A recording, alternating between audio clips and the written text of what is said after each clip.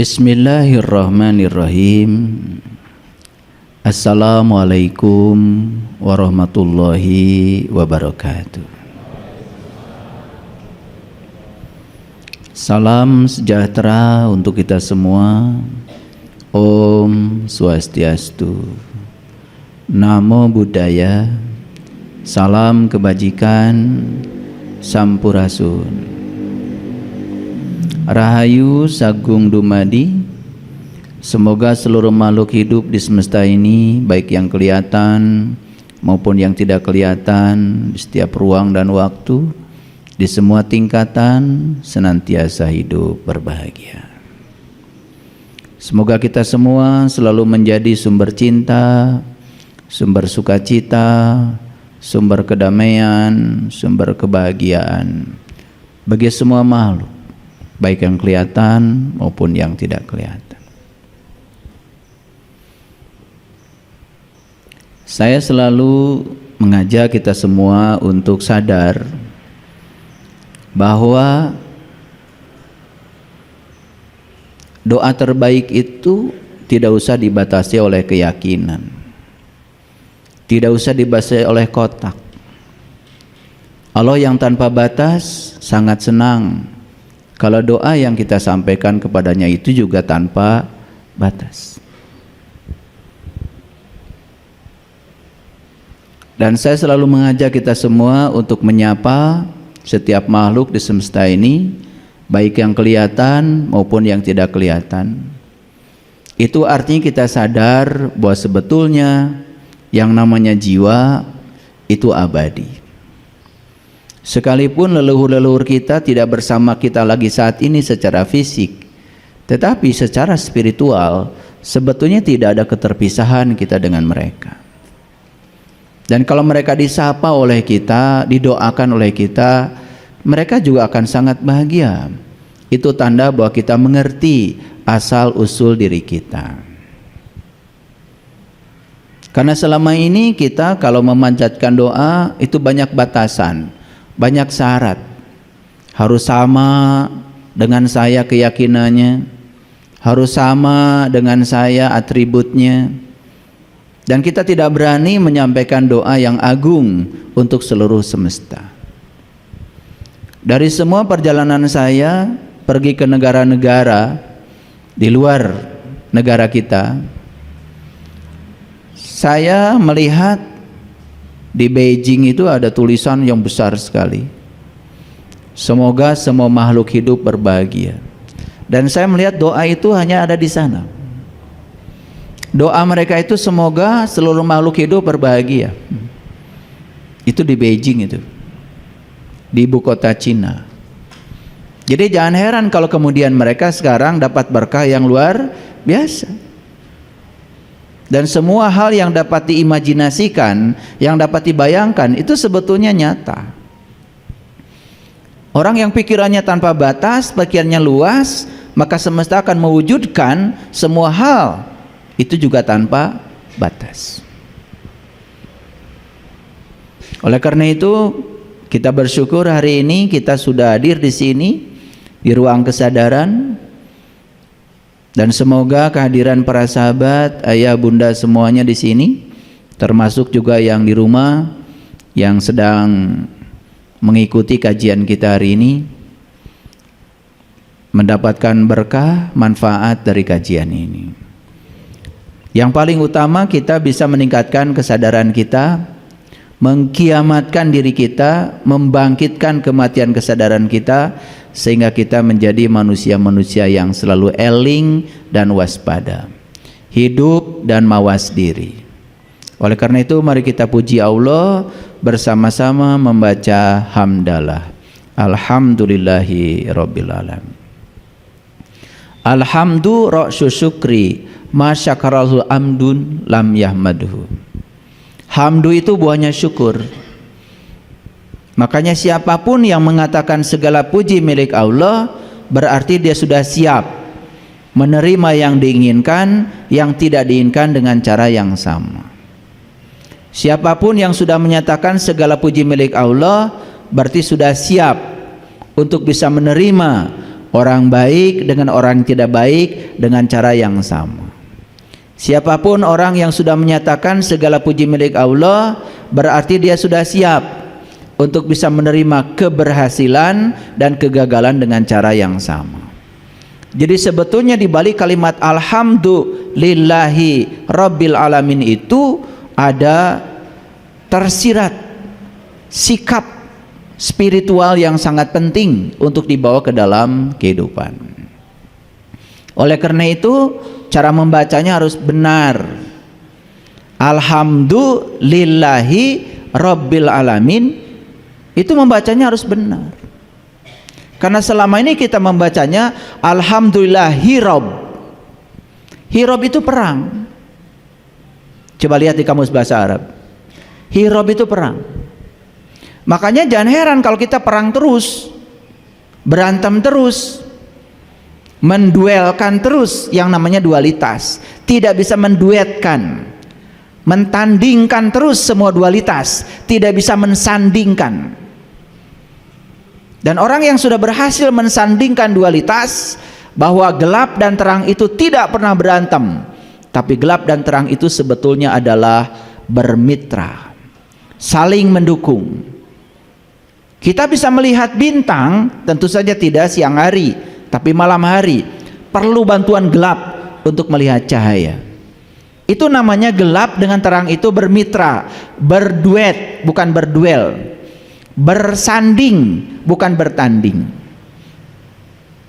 Bagaimana cara membaca alhamdulillahi rabbil alamin?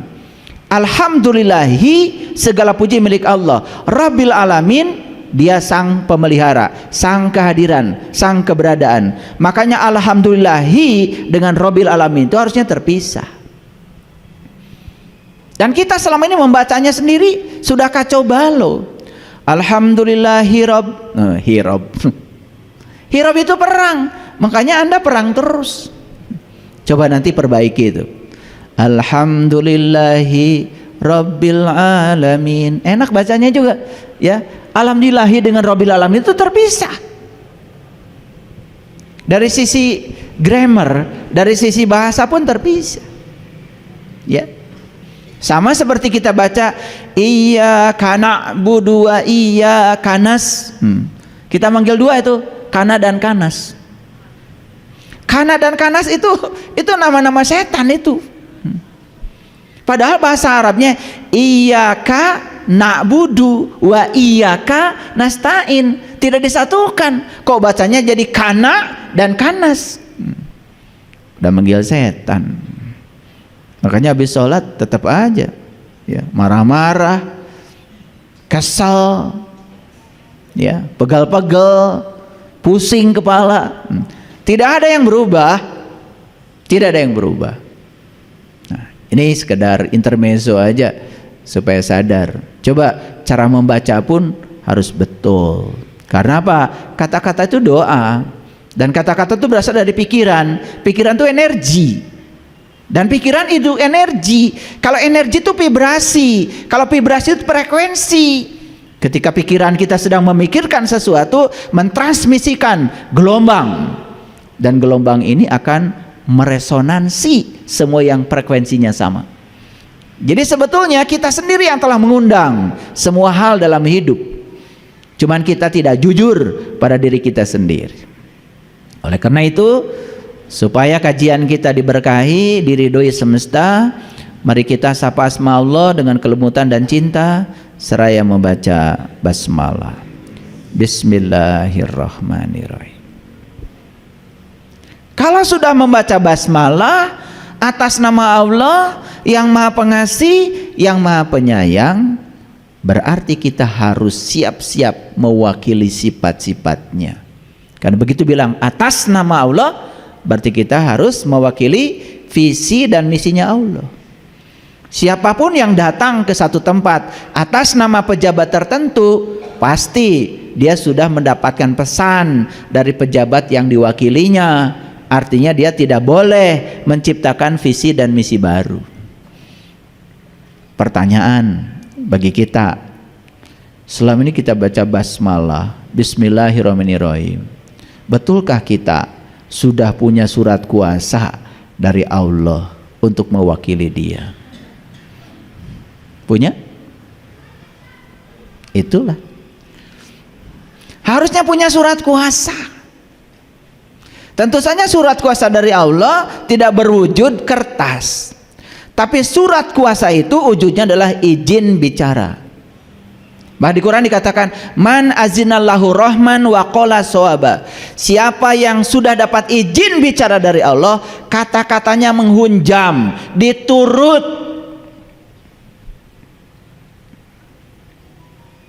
Gitu. Jadi izin bicara itu adalah kita sudah mengamalkan apa yang kita bicarakan. Kita sudah merasakan semua yang kita bicarakan. Bukan kata orang, bukan kata buku, bukan kata kitab suci, tetapi itu kata pengalaman pribadi kita. Makanya orang beriman tidak boleh menyampaikan sesuatu yang tidak dialami, tidak dirasakan, tidak dipahami. Itu begitu kata Quran.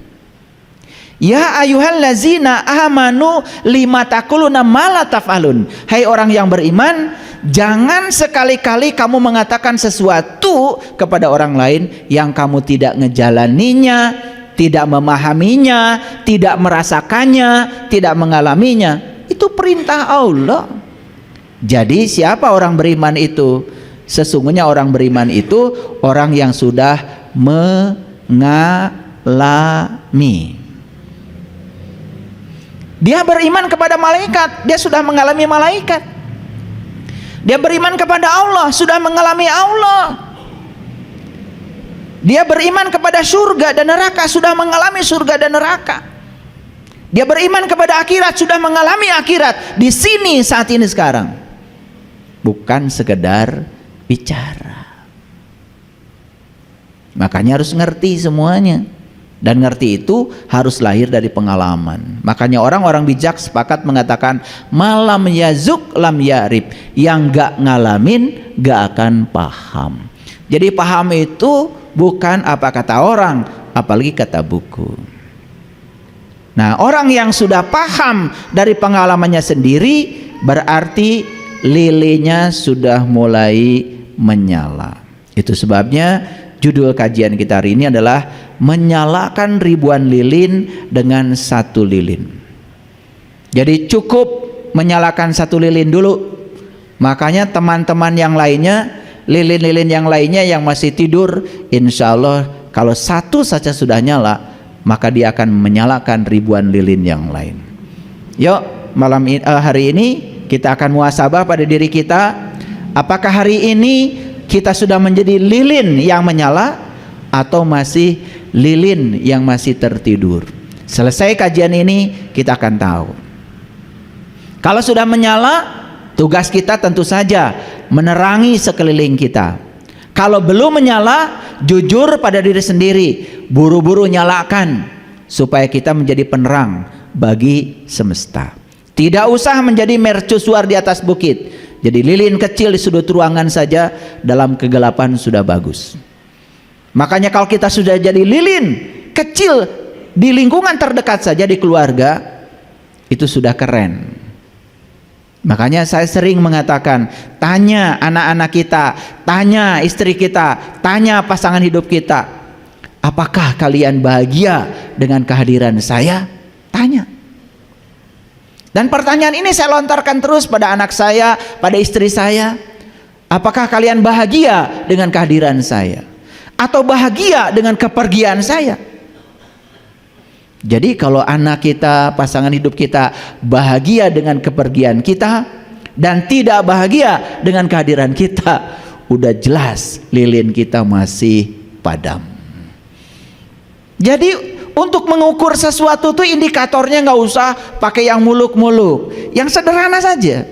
Ibnu Atha dalam kitab Al-Hikam mengatakan, kalau kamu ingin tahu sholatmu diterima atau tidak oleh Allah, gak usah tanya Allah, gak usah tanya malaikat, repot. Tanya saja diri kamu, habis sholat apa yang berubah? Gitu aja kok. Ya, kalau habis sholat masih apa saja dikomentari, apa saya dipikirkan.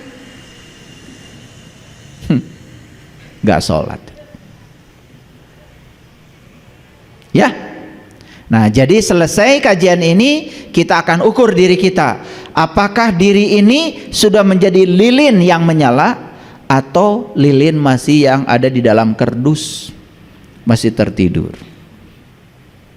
Dan tentu saja setelah sadar siapa diri kita, segera melakukan sesuatu mumpung kita masih punya waktu. Oleh karena itu, ya, sebelum kajian ini saya teruskan, izinkan saya mau nyanyi.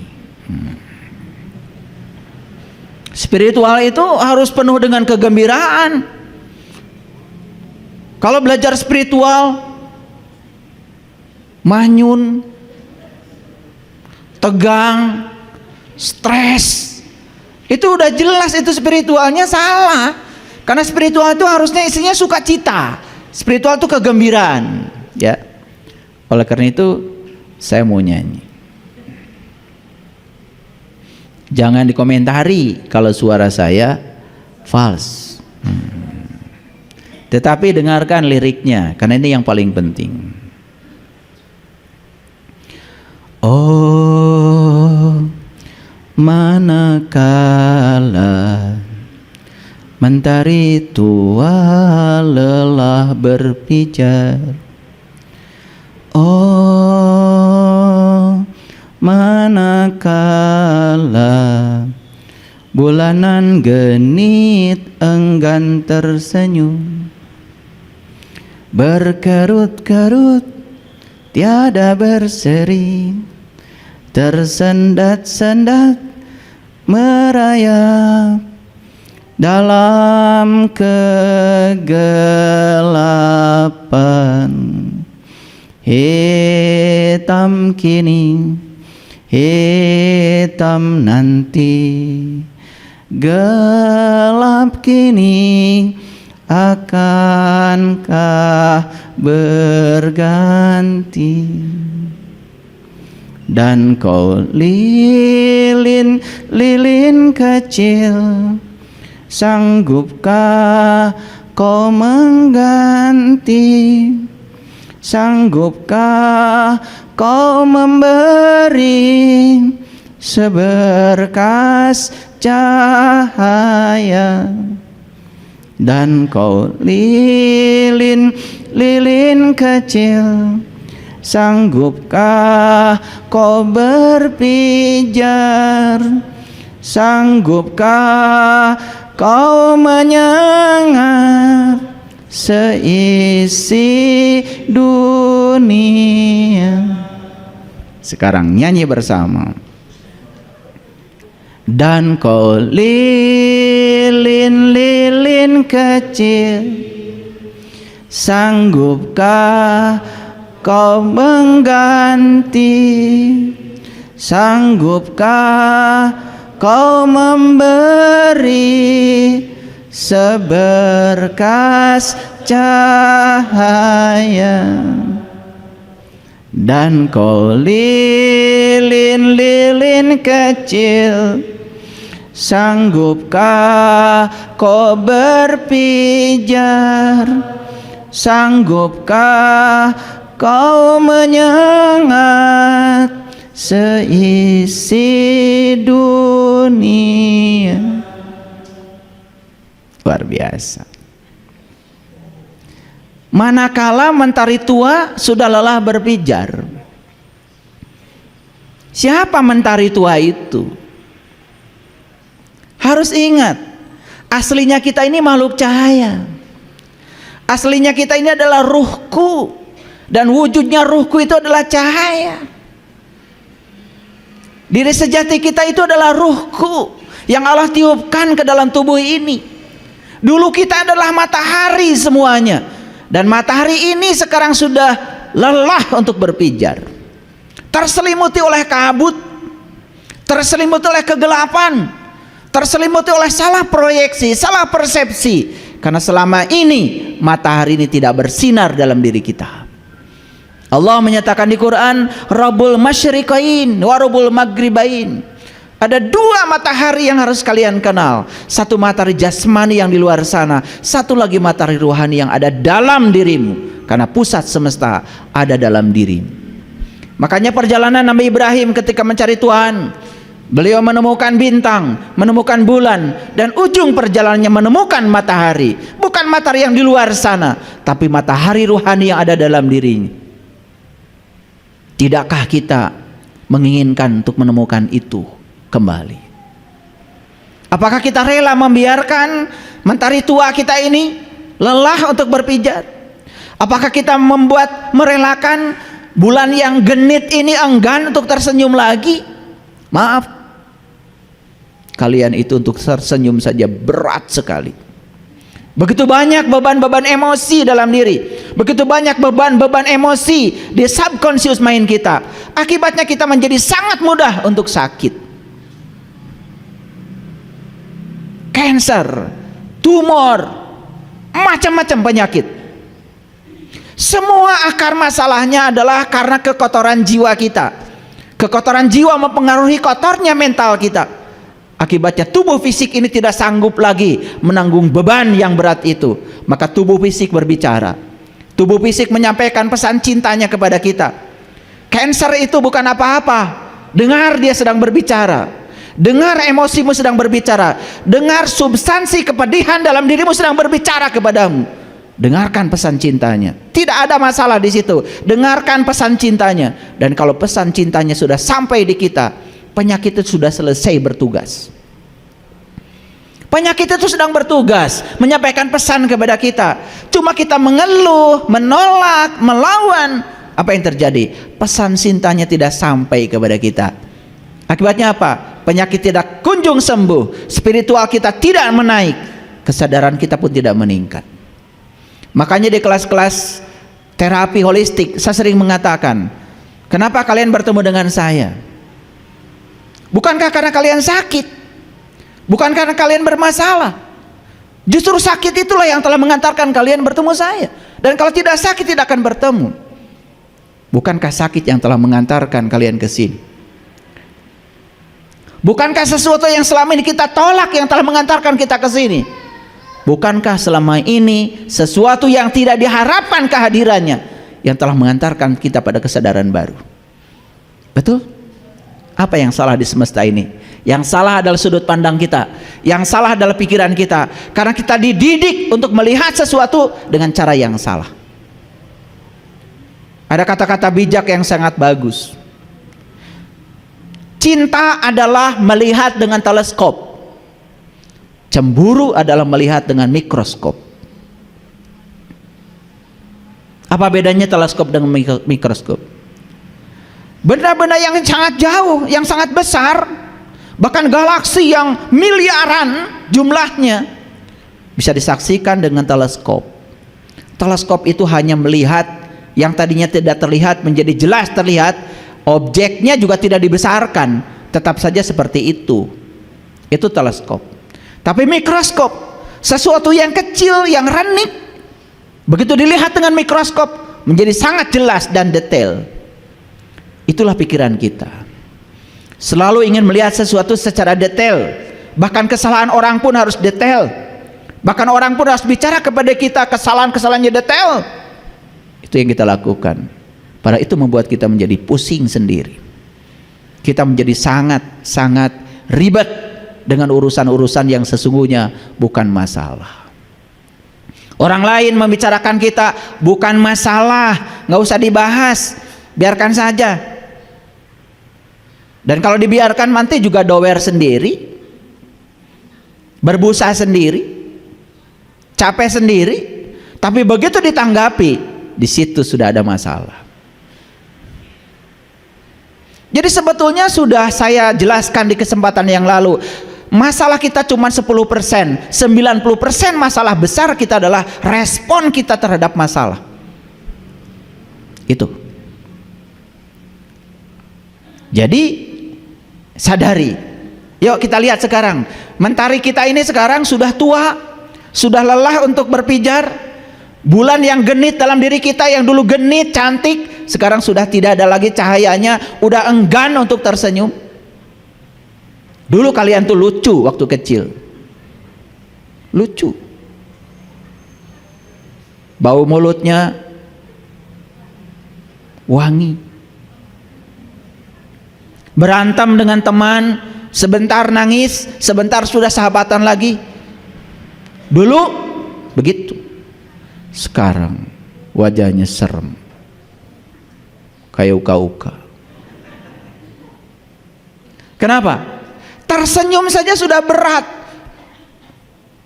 Dulu waktu kecil tersenyumnya masih simetri, 2 cm ke kiri, 2 cm ke kanan. Sekarang senyumnya sudah tidak simetri lagi, berat. Kenapa? Terlalu banyak beban di sini. Betul apa tidak? Hebat ya lagu ini. Berkerut-kerut, tiada berseri. Tersendat-sendat, merayap dalam kegelapan. Semua merayap dalam kegelapan. Kemarin pada saat saya ngasih pencerahan yang mau dibuka mata kolbu, saya tanya, kalian punya sayap tidak? Tidak. Burung punya sayap tidak? Punya. Begitu saya tunjukkan Quran surat Al-Imran, ternyata manusia punya sayap. Loh, kaget. Ternyata kami punya sayap ya? Punya.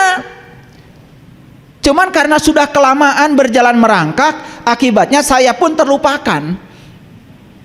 Harusnya jalan kita tuh nggak merangkak lagi. Cari duit merangkak, cari ilmu merangkak, ibadah merangkak, semuanya merangkak. Karena kita berjalan dalam kegelapan, lilin kita belum menyala. Boro-boro menyalakan lilin tetangga, diri kita pun masih kegelapan. Maka semua yang berjalan dalam kegelapan pasti merangkak. Wajah-wajah merangkak, mengerikan. Makanya lambat jadinya. Saya pergi ke Surabaya naik pesawat, 1 jam 20 menit sudah tiba di Surabaya dari Bandung. Kalau saya naik mobil berjam-jam, banyak sekali hambatan, belum macet, betul? Karena tidak menggunakan sayap. Saya ingin mengasih tahu sama kalian semua, kalian tuh punya sayap. Bahkan bisa terbang dari alam jasmani menembus sempadan langit, memasuki alam ruhani. Itu dikatakan dalam Quran surat Ar-Rahman. Cuman sayapmu selama ini gak pernah dipakai. Pernah dengar Nabi Muhammad Isra Mi'raj pakai buruk? Pernah dengar? Selewat. Gak pernah mikir, buruk itu kan lambang dari sayap. Leluhur kita di Nusantara juga sama, udah melakukan hal yang sama, pakai burung Garuda. Leluhur kami di tanah Parahyangan sudah terbang juga pakai manuk dadali. Makanya begitu terbang pakai manuk dadali, mesat ngapung luhur jauh di awang-awang, apa yang disaksikan? Bubui bulan, sangrai bentang, panon poe di sasate. Jadi leluhur kita sudah mengajarkan spiritual, keren sekali sebetulnya. Cuman kita mengabaikannya. Hafal lagu Bubui Bulan? Apa? Tahu artinya? Enggak. Gitu aja, kayak robot kita itu. Padahal itu maknanya luar biasa. Bubui bulan, bubui bulan, sangrai bentang, panon poe di sasate. Saya yakin itu lagu digubah oleh seseorang yang sudah tinggi spiritualnya. Karena saya jelaskan itu lagu Bubui Bulan persis seperti cerita perjalanan Rasulullah ketika beliau Mi'raj yang diabadikan di Quran surat An-Najm. Jadi panon poe di sasate itu sudah ada di Quran surat An-Najm. Cuman bahasanya kamu ketika sedang menyaksikan wajahnya tidak bisa berpaling dan tidak bisa melampaui, hanya menyaksikan dia saja apa adanya. Itu di Quran surat An-Najm itu bahasanya begitu. Luar biasa. Makanya saya bersyukur waktu anak saya yang ketiga lahir, itu saya diberi anugerah yang luar biasa. Saya tiba-tiba memahami Quran surat An-Najm 1 surat, blok gitu, sampai manas dingin saya gigil. Itu pas anak saya yang ketiga lahir. Makanya begitu dia lahir saya beri nama Ainun Najma Putri. Ain itu adalah mata, nun itu adalah nur, Najma itu adalah bintang, putri karena awewe. Itu doa saya sama anak saya. Dan ternyata doa itu mujarab. Ya. Anaknya jadi pintar. Bahkan ketika lulus SD, saya tanyakan hadiahnya mau apa, karena dia juara semuanya. Hadiahnya minta dibimbing untuk bertemu jati diri. Itu anak baru lulus SD minta dibimbing bertemu jati diri. Coba.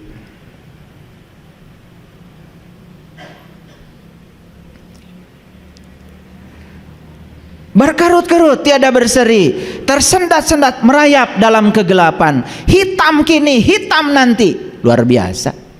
Apa mau membiarkan diri kita hitam kini hitam nanti? Sedangkan Quran mengatakan waman kana fi hadhi a'ma wa huwa fil akhirati a'ma wa adallu sabila. Siapa yang hitam kini maka hitam nanti. Siapa yang gelap kini gelap nanti. Siapa yang buta kini buta nanti. Itu Quran. Maka tidak mau mengobati kebutaan mata kalbu kita hari ini? Apa tidak mau menghadirkan cahaya matahari ruhani dalam diri kita, menyalakan lilin yang gelap sekarang ini, sekarang, di sini, saat ini, mumpung masih hidup? Besok itu tidak ada.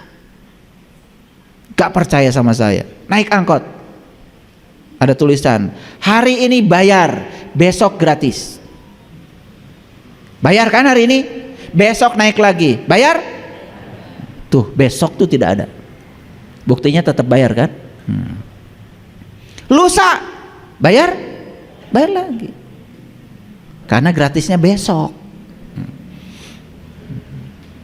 Jadi yang ada tuh hari ini di sini, dan kita mengabaikan hari ini. Tuh, maaf, kita sekarang merayap, tersendat-sendat, banyak hambatan. Karena apa? Sayap yang Allah berikan pada kita sampai hari ini belum digunakan untuk terbang, belum digunakan untuk menuju Sidrah Al-Muntaha. Kesadaran kita masih di situ-situ saja. Selama ini kita lebih banyak jadi robot, hanya menjalankan ritual tertentu seperti robot, hanya menjalankan rutinitas. Tidak ada kepuasan di situ. Tapi ada kata-kata yang sangat bagus di lirik lagu ini. Gelap kini akankah berganti? Itu pertanyaan. Mau ganti enggak? Mau? Ayo. Hanya orang bodoh yang masih mau tinggal di situ. Orang udah pasang listrik, ini masih gelap-gelapan terus. Subhanallah. Makanya lagu ini keren sekali. Ya, kalau sudah jadi lilin, sanggupkah kau mengganti? Sanggupkah kau memberi seberkas cahaya? Karena seberkas cahaya itulah yang dapat meniadakan kegelapan. Kegelapan tidak bisa dikutuk, kegelapan tidak bisa diperangi. Satu-satunya cara untuk membebaskan kegelapan adalah menghadirkan cahaya. Ketika ruangan kita gelap, marah-marah tidak akan menghilangkan kegelapan. Mengutuk kegelapan juga tidak akan bisa meniadakannya. Hanya satu cara, hadirkan cahaya. Ketika anak kita salah, gelap. Kita kutuk anak kita salahkan dia, dipukuli, tambah gelap. Itu cara menangani kegelapan yang keliru. Karena selama ini kita lawan. Harusnya hadirkan cahaya, hadirkan cinta. Lihat dirimu, anakmu seperti itu karena potret dirimu sendiri. Sadar olehmu, tubuh anakmu adalah tubuhmu. Satu sel dari ayah, satu sel dari ibu. Jadi tubuh anak pun adalah tubuhmu, bagian dari dirimu. Terus jiwanya, jiwa jujur tidak akan jauh dari dirimu. Frekuensinya akan sama. Ingat dulu ketika menikah seperti apa emosimu. Ketika melakukan hubungan seperti apa kondisi emosimu. Dan itu akan mewujud menjadi kondisi emosi anakmu. Lucu ketika anak menentang kita, kemudian kita memarahi anak.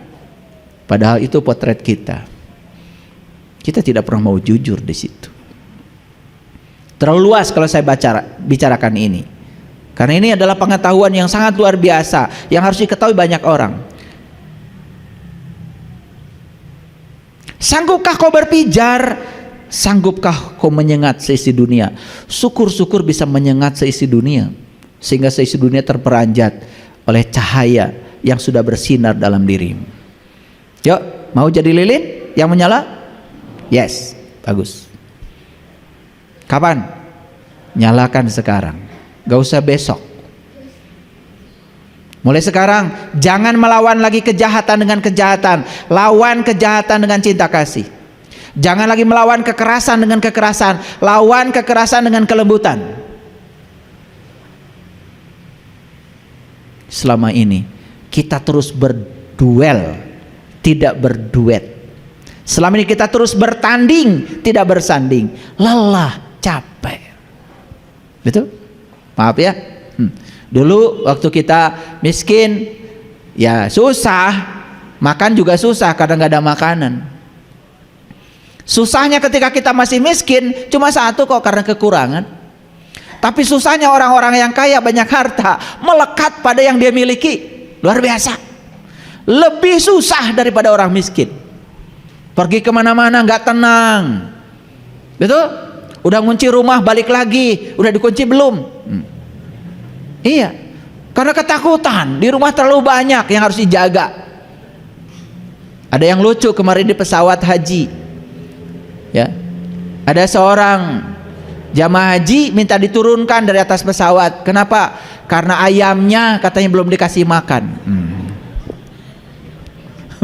Luar biasa, mau haji masih ingat ayam. Jadi itu pelajaran ihramnya itu nggak sukses, itu manasiknya nggak sukses.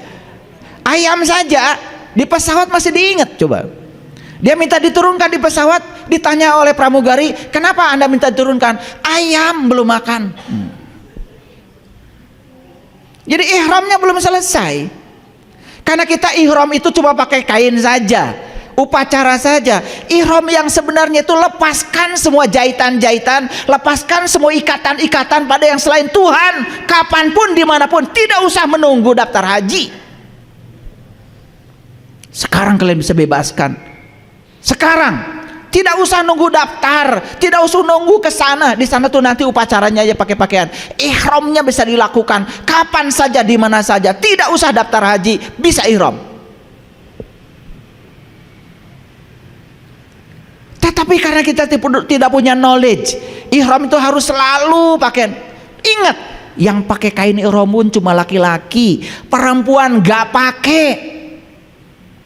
Apa maknanya? Laki-laki itu ruhani, perempuan itu jasmani. Karena haji perjalanan spiritual, haji perjalanan ruhani, bukan perjalanan jasmani.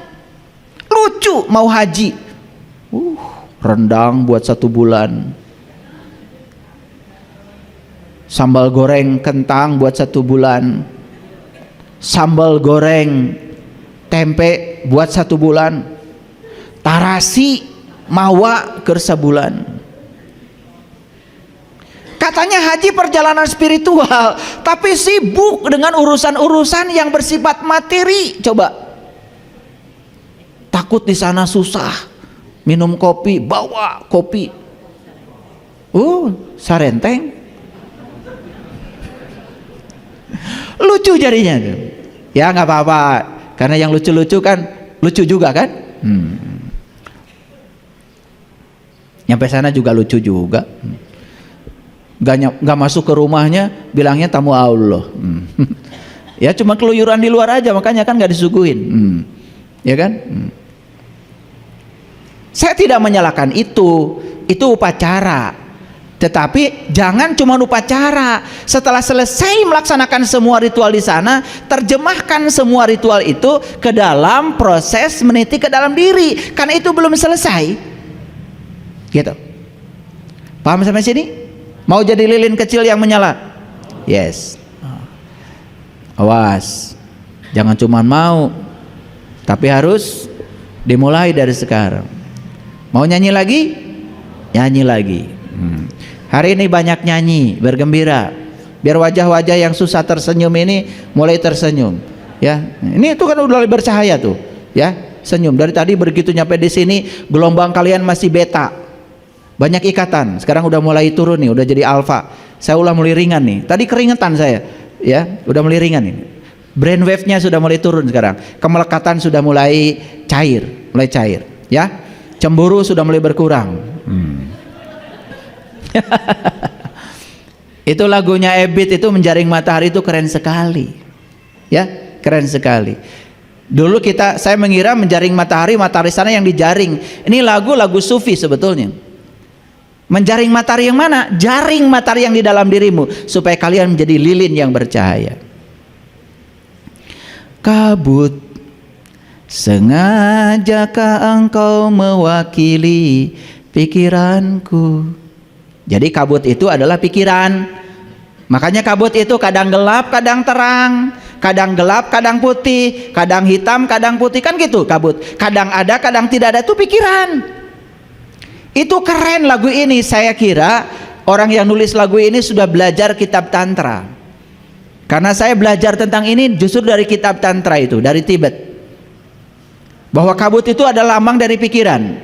Makanya ya, orang meditasi itu sebetulnya bukan membunuh pikiran, tetapi melampaui pikiran. Gimana caranya? Tahu sadar bahwa dirimu bukan pikiran. Tahu sadar kalau dirimu bukan tubuh. Dirimu adalah pengamat bagi pikiran. Makanya kalau kita sudah bisa mengamati pikiran kita sendiri, sebinal apapun pikiran, lama-lama akan lemah kekuatannya. Makanya orang yang sudah bisa mengendalikan pikiran, hidup dengan kesadaran, sudah sampai di puncaknya kesadaran, namanya Sidra Al-Muntaha, hidupnya penuh dengan berkah dan kegembiraan. Apapun yang terjadi nggak masalah, karena hidup sudah tidak bergantung kepada hasil. Karena apa? Karakter seseorang ditentukan oleh hasil. Lihat orang ketika gagal seperti apa, ketika sukses seperti apa. Kalau ingin lihat karakter orang, lihat kalau lagi main bola, ya, ketika gol masuk ke klubnya yang didukungnya, langsung cemberut. Itu karakter. Ketika bisa menggolkan ke lawan yang tidak didukungnya, oh sorak-sorai, sampai TV pun dilempari asbak, saking senengnya. Jadi nggak nonton lagi, ya kan? Nah, itu adalah karakter yang masih berubah dengan hasil. Saya yakin ya, kita selama ini hidup dalam dimensi itu. Karakter kita sangat mudah berubah dengan yang diinginkan, dengan yang tidak diinginkan. Orang yang sudah stabil karakternya itu sudah jadi langit biru. Langit biru itulah kesadaran. Langit biru itulah diri pribadi kita. Kabut bukan diri kita. Ada dan tiada, datang dan pergi, hitam dan putih. Makanya jadilah pengamat bagi kabut, jangan jadi kabut. Kita akan terbawa arus kalau jadi kabut. Maka lagu ini keren sekali, ya. Kabut, sengajakah engkau mewakili pikiranku? Pekat, hitam berarak menyelimuti matahari. Jadi matahari kita ini sekarang posisinya sedang diselimuti oleh kabut hitam ciptaan kita sendiri. Makanya itu yang membuat kita tidak bersinar. Karena lilin kecil ini sudah kecil, cahayanya terselimuti oleh kabut. Jadi sekitar kita tidak merasakan kehadiran kita. Aku dan semua yang ada di sekelilingku merangkak menggapai dalam kelam. Sama persis seperti lagu tadi. Merangkak itu berarti tidak pakai sayap. Merangkak itu pasti dalam kegelapan, lelah. Mendung, benarkah pertanda akan segera turun hujan deras, agar semua basah yang ada di muka bumi? Siramilah juga jiwa kami semua yang tengah dirundung kegalauan. Jadi jiwanya itu kering, tidak basah, tidak ada siramannya. Tahu jiwa itu apa? Jiwa itu cahaya, dan siraman jiwa juga cuma satu, cahaya. Ceramah seperti ini tidak menyirami jiwa. Ceramah saya ini hanya membangkitkan pikiran kalian supaya sadar bahwa jiwamu yang terbuat dari cahaya itu perlu makan hari ini, perlu nutrisi, dan selama ini kita abaikan. Maka jiwa itu disebut yatim. Yatim itu yang tak beribu, yang tak berbapak. Manusia tidak ada yang nggak punya ibu, nggak punya bapak, nggak ada. Jadi yatim dalam pengertian fisik itu sebetulnya tidak ada. Yatim itu yang ada adalah spiritual. Karena yatim itu yang tak beribu, yang tak berbapak. Berarti datangnya ke semesta tidak dilahirkan, maka jiwa tidak dilahirkan, tapi jiwa ditiupkan. Makanya mentelantarkan yatim sebetulnya mentelantarkan jiwa kita sendiri. Coba kalian sholat, ketika sholat sibuk saja dengan gerakan-gerakan sholat, sibuk dengan bacaan sholat, sementara jiwamu merana, sama sekali tidak dikasih nutrisi ketika sholat. Maka lihat Quran tentang yatim, ayat tentang yatim kan ada yang di Quran surat Al-Maun, waktu cerita sholatnya yang tidak khusyuk, betul? Coba, ara'aital ladzi yukadzibu biddin fazalikal ladzi yad'ul yatim wala yakhuddu ala ta'amil miskin fawailul limusallin. Jadi orang itu disebut celaka sholatnya ketika dia mentelantarkan yatimnya. Itu ada kaitan, yatim dengan sholat itu ada kaitan. Kalau kalian sholat tidak memberdayakan jiwamu, itu sholatnya mentelantarkan yatim. Itulah yang disebut dengan pendusta agama. Makanya pendusta agama itu orang yang sholat, tetapi sholatnya itu hanya sibuk urusan materi, urusan fisik, urusan bacaan, tetapi dia tidak tahu esensi sholat. Jiwanya tidak bisa mengingat Allah dan Rasulnya, belum kenal, belum bersahadat secara sejati ke sana. Hebat ya Quran. Coba, ara'aital ladzi yukadzibu biddin, celakalah pendusta agama, fazalikal ladzi yad'ul yatim, mereka yang telah mentelantarkan yatim. Yatim itu adalah jiwanya sendiri. Wala yakhuddu ala ta'amil miskin, ya. Miskin, maka dia tidak akan pernah menjadi miskin. Miskin itu artinya orang yang tenang tentram, dari kata sakana yaskunu miskinan. Maka Nabi Muhammad kan berdoa, ya Allah, hidupkan aku dalam keadaan miskin, kan gitu. Hidupkan aku bersama orang-orang miskin dan matikan aku dalam keadaan miskin. Hati-hati, miskin bahasa Arab beda dengan miskin bahasa Indonesia. Miskin dalam bahasa Arab artinya tenang, tentram, damai. Itu dari kata sakana yaskunu miskinan. Sukun itu artinya sudah mati, tidak bereaksi. Kalian kan masih tersinggungan, marahan, belum miskin itu namanya. Jadi miskin dalam pengertian spiritual itu bukan kere, bukan gak punya apa-apa, tapi tenang, tentram, damai itu. Makanya Rasulullah minta dihidupkan bersama orang miskin, orang yang tenang, tentram, damai, itu maksudnya. Wah, dan Rasulullah juga mengajarkan kita jangan kaya-kaya, miskin aja lah, mau ngaji aja sama saya nggak punya ongkos.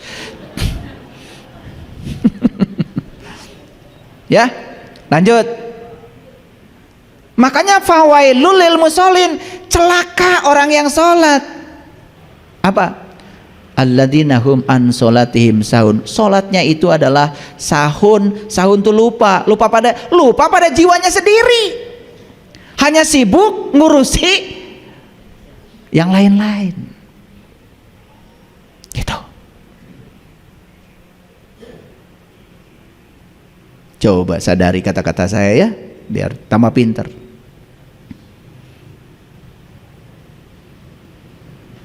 Tahu sekarang pendusta agama siapa? Yang mentelantarkan yatim, yang mentelantarkan jiwanya sendiri. Kalau jiwanya sendiri ditelantarkan, otomatis dia juga tidak akan punya cinta kasih, tidak peduli pada orang lain. Siapa di dunia ini manusia yang selalu bersama ibu bapaknya? Ya pasti ibu bapaknya akan meninggal dong, betul nggak? Dan yatim selama ini selalu berfokus ke sana. Iya. Sampai ada yang minta zakat ke saya, ayah saya yatim. Padahal dia pengusaha, karena bapak ibu saya sudah tidak ada, minta sumbangan. Itu kan kegagalan memahami yatim. Ya. Ya saya bilang iya aja, kamu itu memang yatim. Setiap hari mentelantarkan jiwamu sendiri. Makanya saya sumbang, tapi bukan duit. Ikut pelatihan biar tahu cara merawat jiwanya sendiri ya. Oke, lanjut dulu. Ini terminologi sederhana yang selama ini salah kita memahami.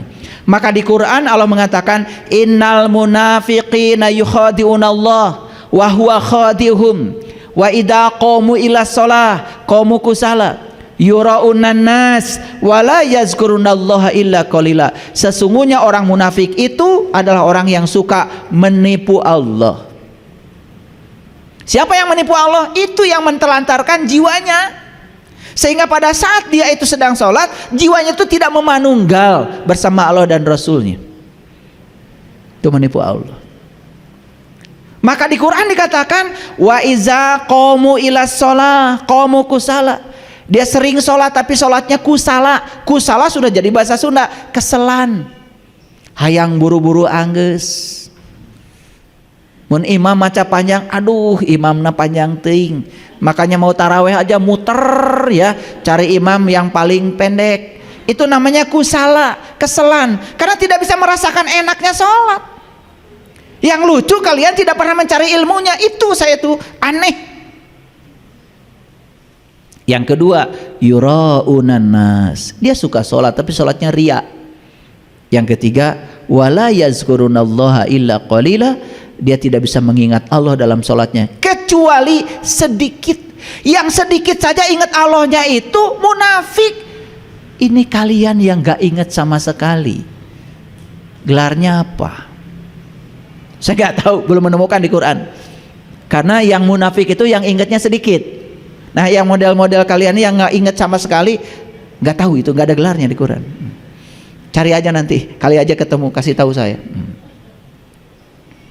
Ya, roda zaman menggilas kita, terseret tertati-tati, sungguh hidup terus diburu, berpacu dengan waktu. Coba lihat orang, semuanya dulu buru-buru, pengen buru-buru kaya, pengen buru-buru pintar, pengen buru-buru selesai, pengen buru-buru nyampe. Hanya menikmati perjalanan dari rumah ke tempat ngaji aja nggak ada waktu. Pengen buru-buru nyampe, makanya nyolot ke orang, merasa diri paling penting, sehingga kita itu tidak pernah hadir. Coba kalau mau nyetir itu duduk dulu, sadari nafas, terima kasih ya Allah, tanganku masih bisa pegang setir, rasakan sensasi setir itu ke tangan, hadir di situ, nikmati. Tadi pagi saya kirim, karena lagi nyiram pohon anggrek itu. Saya dikasih pohon anggrek dulu 2 tahun yang lalu sama Kang Nobi. 2 tahun yang lalu sudah berbunga tuh. Saya menunggu 2 tahun tuh pohon anggrek, saya siram tiap hari. Ya, alhamdulillah hari ini dia keluar bunganya indah sekali, dan saya tadi foto saya kirim ke semua grup. Pelajarannya cuma satu, lihatlah pohon anggrek, tidak pernah terburu-buru, tapi juga selesai. Karena alam selalu mengajarkan untuk tidak terburu-buru tapi selesai. Karena alam sedang mengajarkan kepada kita nikmati setiap prosesnya. Kita selalu berfokus pada hasil. Saya kemarin bicara itu di project sana di Jelekong. Saya cuma bicara begini, project ini jadi akan saya tinggalkan mati. Proyek ini tidak jadi, akan saya tinggalkan mati. Terus apa pentingnya bagi saya jadi tidak jadi?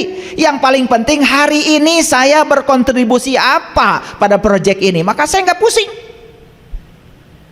Nggak pusing. Itu bedanya kalian dengan saya.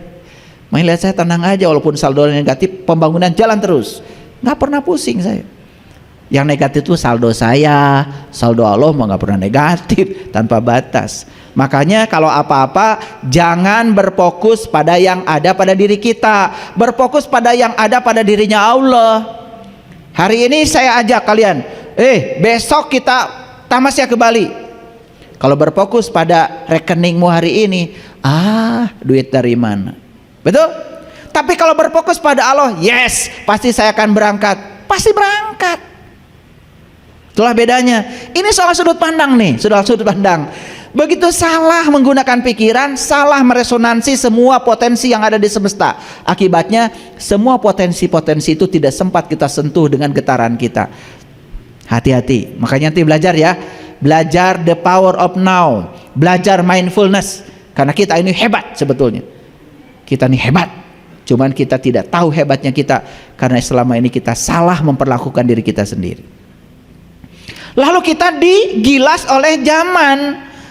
Apa yang terjadi? Terseret, tertati-tati. Hidupnya selalu diburu. Coba lihat, sudah jelas jalan macet masuk dari sini. Dari kanan, yang dari sana itu tersendat.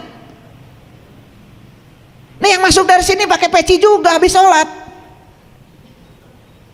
Antri saja tidak bisa, menunggu saja tidak bisa.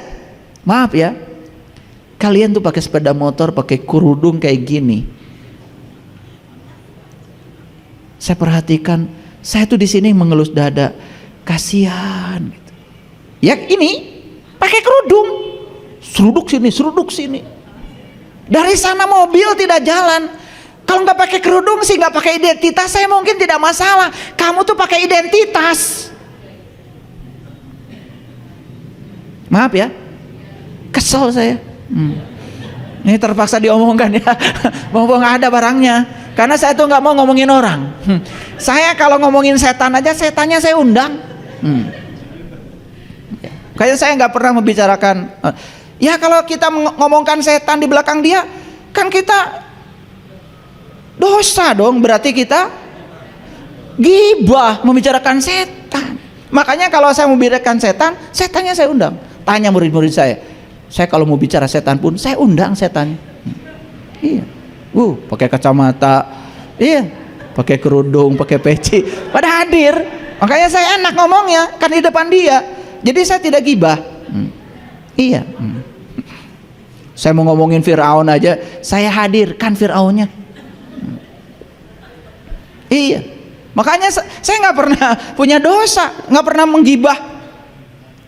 Kan banyak yang ngomong, oh dulu Fir'aun, itu gibah. Kalau saya enggak, Fir'aunnya saya datangkan dulu.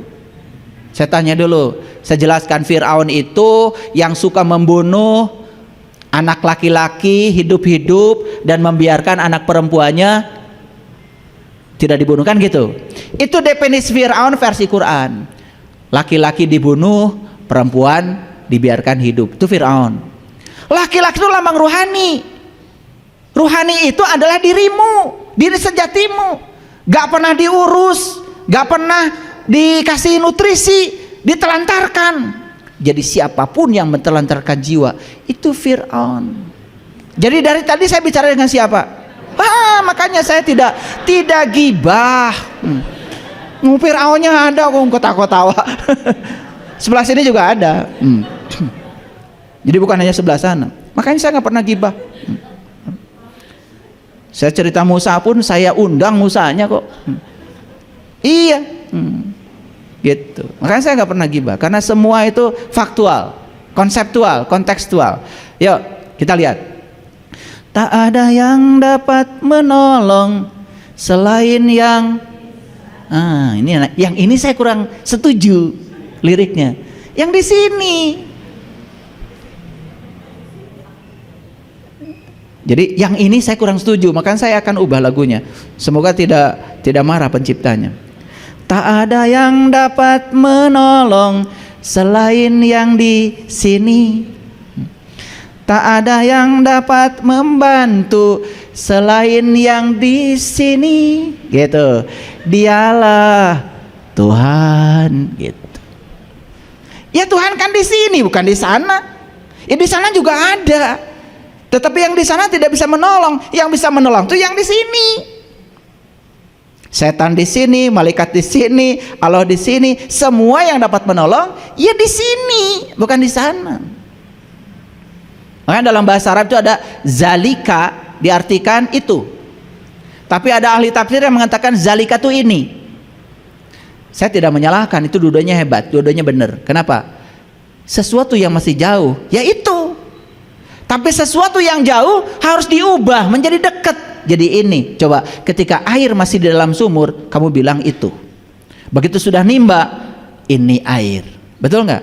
Nah artinya dari itu ke ini harus ada upaya. Gak apa-apa kalau yang menolong di sana. Tetapi yang di sana pindahkan ke sini. Ngerti maksud saya? Jadi semua yang dapat menolong kita adalah hanya diri kita sendiri, bukan yang di sana. Saya khawatir kalau yang di sana nanti kita terlalu bergantung kepada situasi di luar diri kita. Yang menolong penyakit kita, kita sendiri. Yang menolong ekonomi kita, kita sendiri.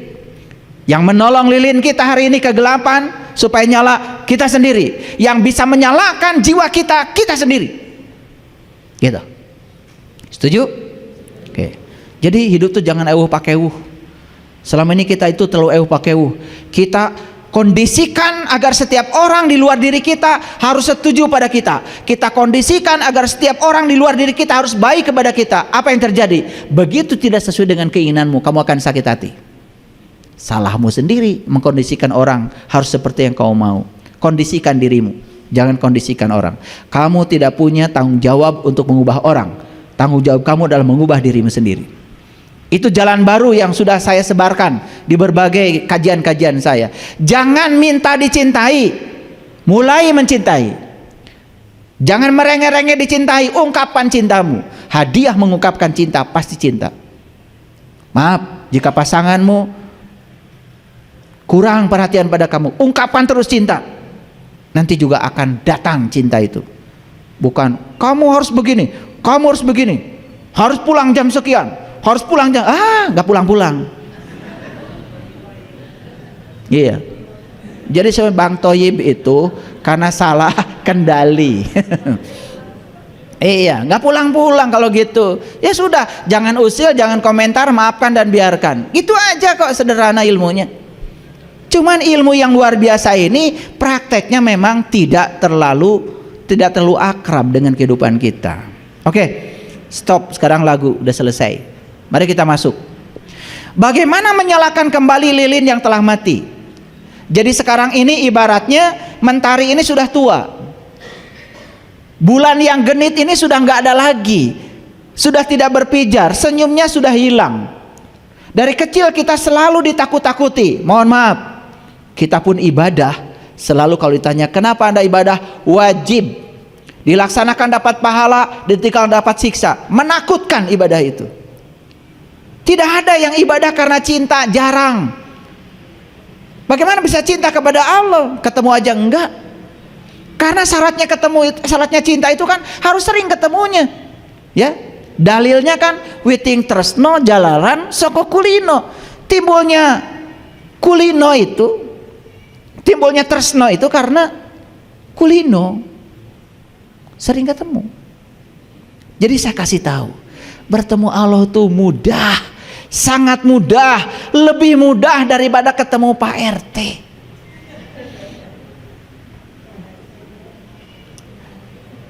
Saya mau ketemu Pak RT, saya susul ke rumahnya lagi mancing. Saya susul ke kolam, baru aja Pak RT pergi beli pakan.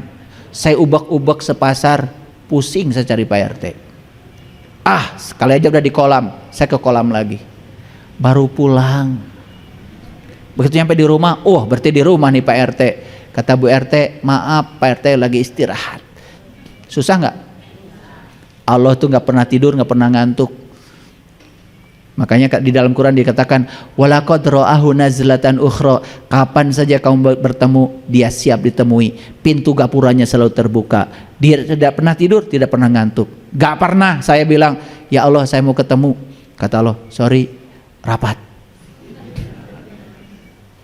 Atau kata Allah, maaf, sedang istirahat. Gak ada. Allah tuh gak pernah istirahat. Kapan saya bisa ditemui? Jadi kalau ada orang mengatakan berjumpa dengan jati diri itu susah, itu orang yang kurang ilmu aja sebetulnya. Ya, lanjut. Pertama, perhatikan saya. Sadari bahwa manusia adalah makhluk cahaya yang sedang dikaryakan di semesta ini. Yuk, sadari. Kita selama ini terbalik, menganggap kita ini adalah makhluk bumi yang sedang mencari cahaya. Itu yang keliru. Kita aslinya makhluk cahaya yang sedang dikaryakan di bumi, bukan makhluk bumi yang sedang mencari cahaya. Ulangi supaya tegas. Kita ini aslinya makhluk cahaya yang sedang dikaryakan di bumi, bukan makhluk bumi yang sedang mencari cahaya. Jadi oleh karena itu tidak perlu mencari cahaya. Buang kabutnya, buang semua penghalang kegelapannya, kalian akan bersinar dengan sendirinya.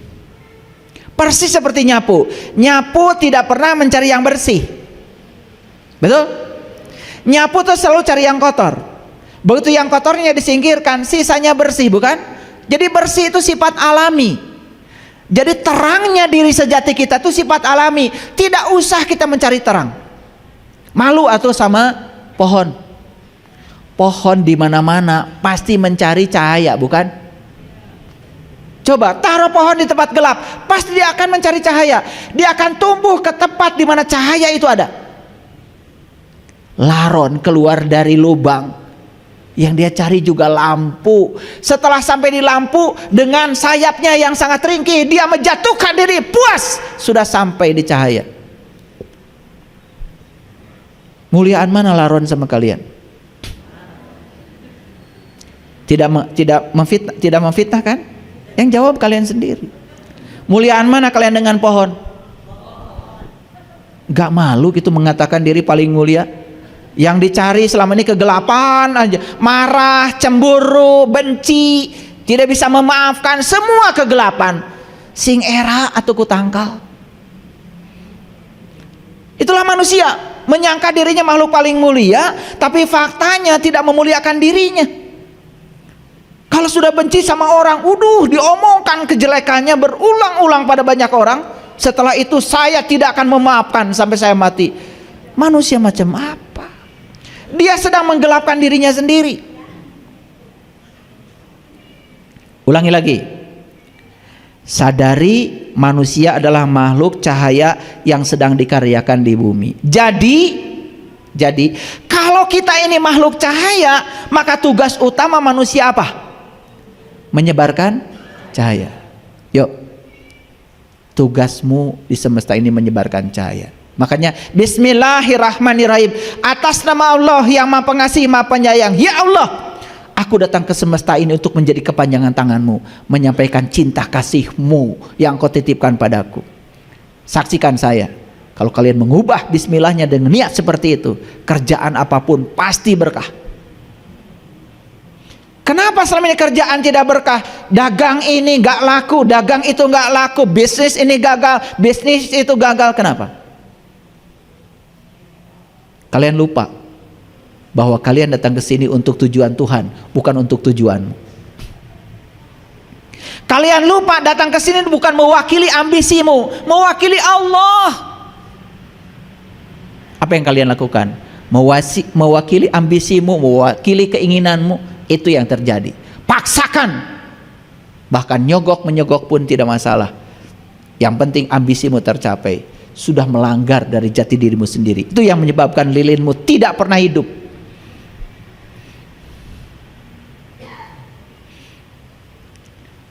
Jadi kalau kita sadar bahwa kita makhluk cahaya, kita datang ke sini tugasnya adalah mencahayakan semesta. Karena hanya cahaya yang dapat meniadakan kegelapan. Hanya cahaya yang dapat meniadakan kegelapan. Hanya cahaya. Makanya saya bilang kegelapan tidak bisa dikutuk, kegelapan tidak bisa dimusuhi. Hanya dengan menghadirkan cahaya maka kegelapan akan sirna. Nih saya kasih tahu, kalau ada masalah jangan nambah masalah. Anak naik sepeda motornya baru, kemudian nabrak, jatuh, nggak usah dimarahi. Anak masih nelpon aja sudah bagus, berarti masih hidup. Betul nggak? Iya. Harusnya sudah nak, nggak apa-apa. Pasti ada pesannya kan buat kamu. Berarti kamu nanti harus lebih hati-hati. Sepeda motornya hancur, ke bengkel kan. Saya ini baret ke puskesmas. Tukang bakso ketabrak, ganti baksonya. Gitu aja, sederhana. Nah kita ini sering mempermasalahkan sesuatu yang sesungguhnya tidak perlu dimasalahkan. Karena reaksi kita yang buruk terhadap masalah, itu kegelapan. Makanya Rasulullah mengatakan, ciri orang yang sudah sempurna imannya, bijaksana, jual beli saja dia bikin enteng. Urusan dengan orang dibuat enteng. Coba, berurusan dengan orang uang, bikin enteng aja. Sudah, uang yang dipinjamkan kepada kamu Kalau kamu sanggup bayar, saya doakan semoga kamu banyak rezeki. Kalau kamu nggak sanggup bayar, sudah, saya juga nggak ingat lagi. Duit saya lebih banyak daripada yang pinjamkan sama kamu. Mengentengkan transaksi itu keren, itu luar biasa. Itu ciri orang yang bercahaya. Mumet. Pakai debt collector lagi. Apa-apaan sih kalian itu? Ya. Jika perlu rampas rumahnya, jika perlu rampas sepeda motornya. Ya Allah. Kalau kalian merampas, kalian juga akan dirampas suatu saat. Karena alam ini punya mekanisme sendiri. Betul? Itu yang namanya karma. Kalau kalian nyubit ke orang, kalian juga akan dicubit orang dengan setimpal. Tidak akan berkurang. Ulangi. Sadar kalau kita makhluk cahaya? Oke, nanti ayat-ayatnya kita sampaikan. Jadi tugas kita apa? Mencahayakan, jangan menambah kegelapan semesta ini. Semesta ini sudah gelap. Kenapa? Terlalu banyak orang yang menyumbang kegelapan. Ya, aduh, kalau kita lihat ya, apalagi di tahun politik, komentar-komentar tuh lupa kalau dia itu makhluk cahaya, harusnya mencahayakan, membuat rakyat jadi tenang, jadi rileks, ya. Demokrasi itu harusnya, ya, pemilu itu harusnya pesta demokrasi. Pesta itu penuh dengan kegembiraan, banyak ketawa-ketawanya, gitu. Pesta terus begitu. Bukan nakut-nakuti orang, membohongi orang, merayu-rayu orang. Maaf ya, saya bicara global supaya kita semua sadar. Yuk, dalam cahayanya manusia tidak akan mengalami salah persepsi dan salah proyeksi. Pertanyaan, mengapa selama ini sering salah persepsi, salah proyeksi? Satu masalahmu, karena diri sejatimu masih dalam kegelapan. Matahari rohani dalam diri kita belum bersinar. Kita hanya bisa melihat matahari yang di luar, matahari yang di dalam nyelum. Gimana caranya? Mudah sekali.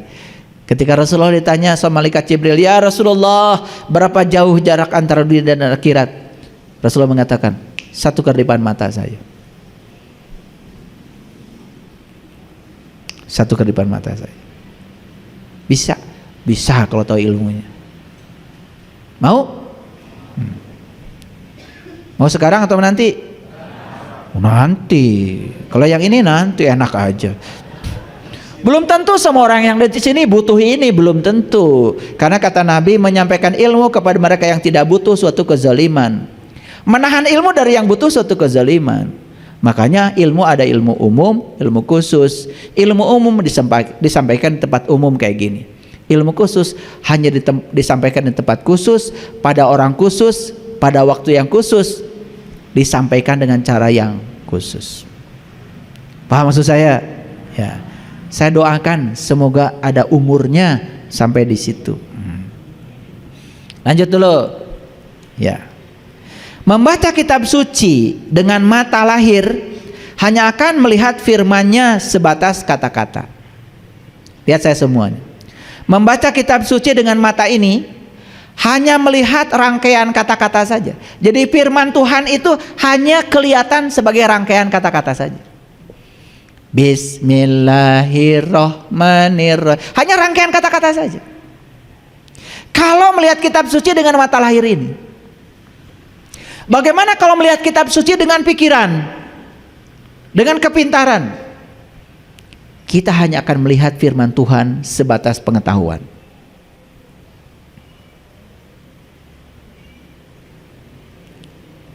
Tetapi ketika kita bisa menyaksikan, melihat kitab suci dengan mata kolbu kita, maka kita akan sekaligus melihat Dia yang berfirman. Ulangi, membaca kitab suci hanya dengan mata ini, kita hanya melihat rangkaian kata-kata. Firman Tuhan yang agung itu hanya kata-kata saja. Dihafalkan, dikembalikan pada orang. Bagaimana kalau dengan pikiran melihatnya? Kalau dengan pikiran, kita hanya melihat firman Tuhan sebagai pengetahuan. Bagaimana caranya? Melihat Dia yang berfirman di baliknya. Hanya dengan satu, melihatnya harus dengan terang mata kolbumu. Sudah bisa mengalami yang ketiga?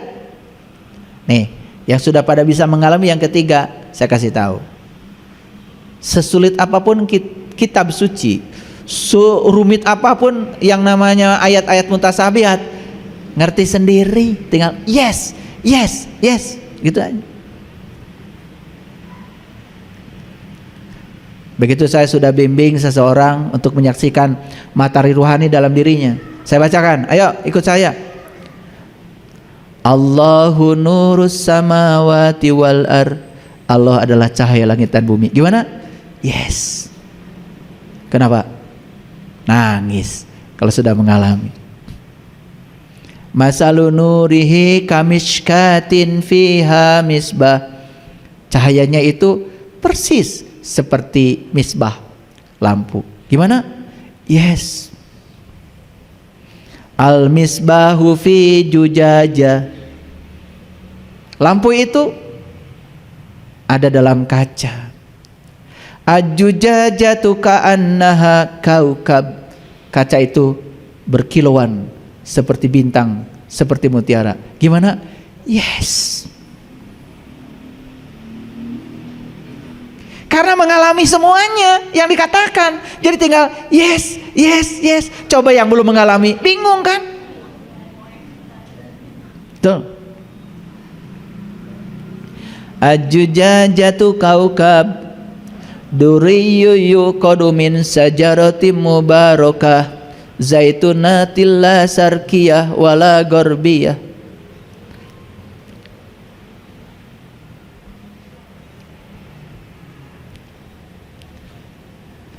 Di situ kamu akan bisa melihat zaitunatil la syarqiyah wala garbiyah, pohon zaitun yang diberkahi, bukan dari timur, bukan dari barat. Awas, bukan dari timur, bukan dari barat, berarti dari dirimu sendiri. Gimana? Yes.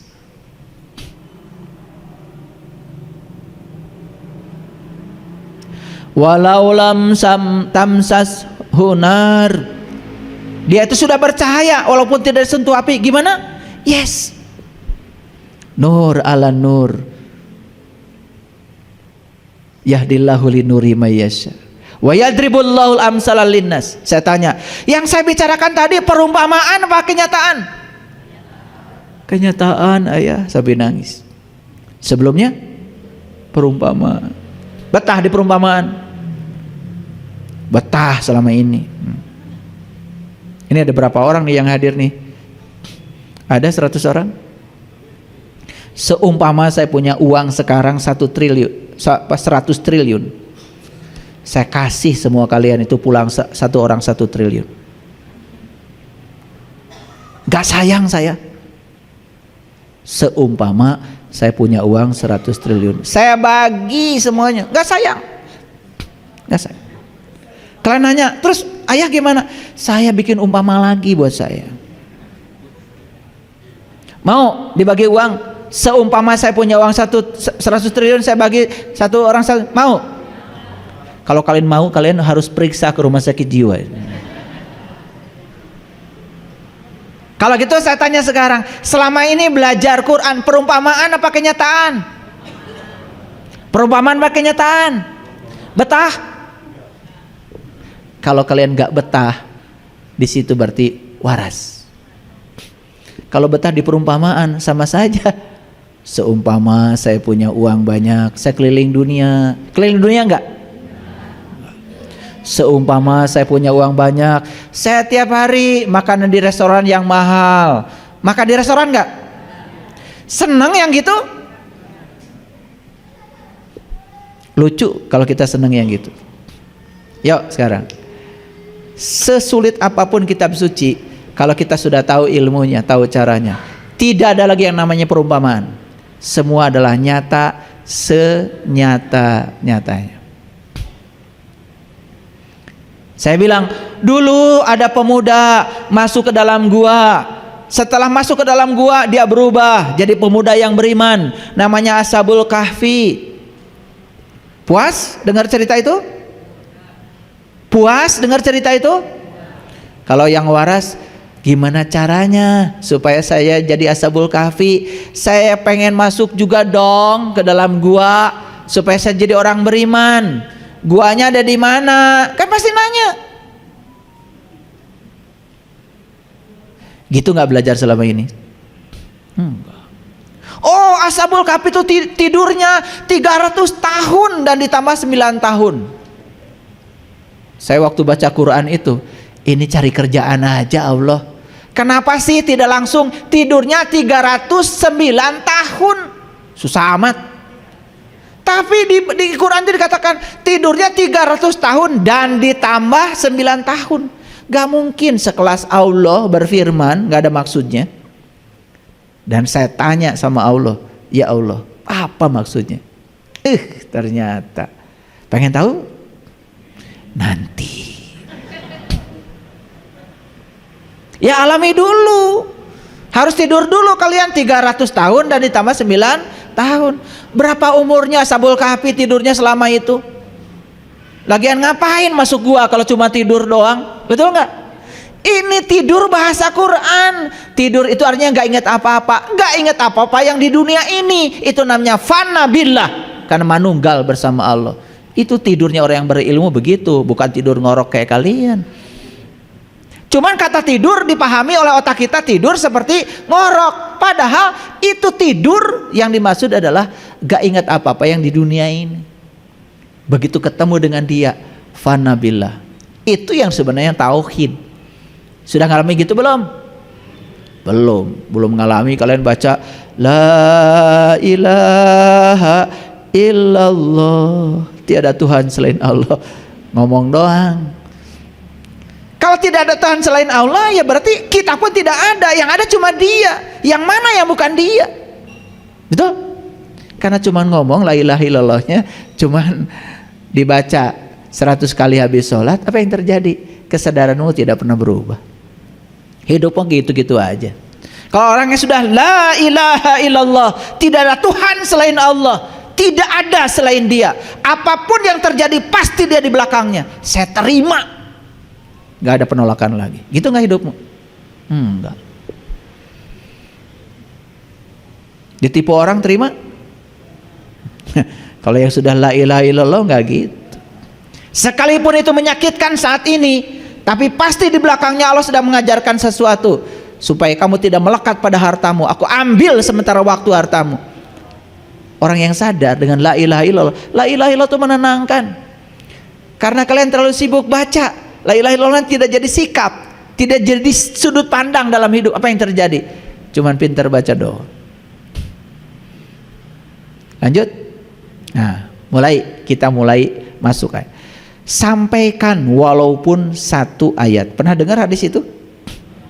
Hadis ini dipakai oleh orang-orang yang pemula jadi penceramah supaya dianggap orang.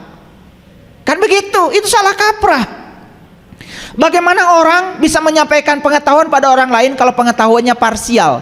Pengetahuan yang disampaikan pada orang itu harus universal. Ada yang salah memahaminya di sini. Karena apa? Ayat itu bahasa Arab, bahasa Indonesianya adalah tanda. Sampaikan walaupun satu ayat, maksudnya sampaikan walaupun satu tanda. Tanda siapa? Tanda Allah. Apa tanda Allah dalam diri kita? Apa tanda Allah dalam diri kita? Tanda Allah dalam diri kita adalah kehadirannya, adanya ruhku yang Allah tiupkan kepada diri kita. Sudah kenal ruhku belum? Kalau belum kenal, berarti tanda itu aja belum kenal. Apa hak bicaramu? Karena selama ini yang dimaksud sampaikan walaupun satu ayat, ayat yang dimaksud itu adalah Bismillahirrahmanirrahim, Alhamdulillah. Begitu? Akibatnya apa? Salah kaprah. Jadilah banyak ya. Iya. Yang terbuka mulutnya, sementara mata kolbu masih tertutup. Membicarakan kebohongan berulang-ulang. Kan bahaya. Karena kebohongan kalau diulang-ulang terus lama-kelamaan dianggap kebenaran. Itu bahaya. Itu jadi paradigma. Makanya kenapa di Quran Allah mengatakan jangan kamu mengatakan sesuatu yang kamu tidak tahu. Tahu itu mengalami, bukan apa kata orang. Paham? Nih saya kasih peringatan ya. Oh saya alhamdulillah sudah hafal. Hafal apa? Zalikal kitab la raiba fih. Alhamdulillah satu ayat. Besok langsung buka pondok pesantren. Karena perintahnya sampaikan walaupun satu ayat. Ntar dulu.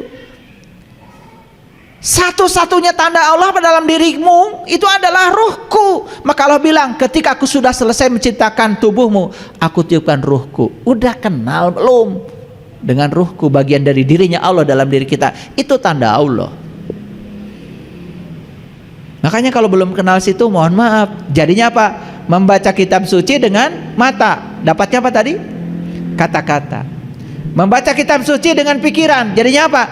Hanya serangkaian pengetahuan. Tapi kalau membaca kitab suci dengan terang mata kalbumu, kamu akan melihat yang berfirman. Gitu. Ini basic teori ya. Oke. Jadi ayat artinya apa? Artinya tanda.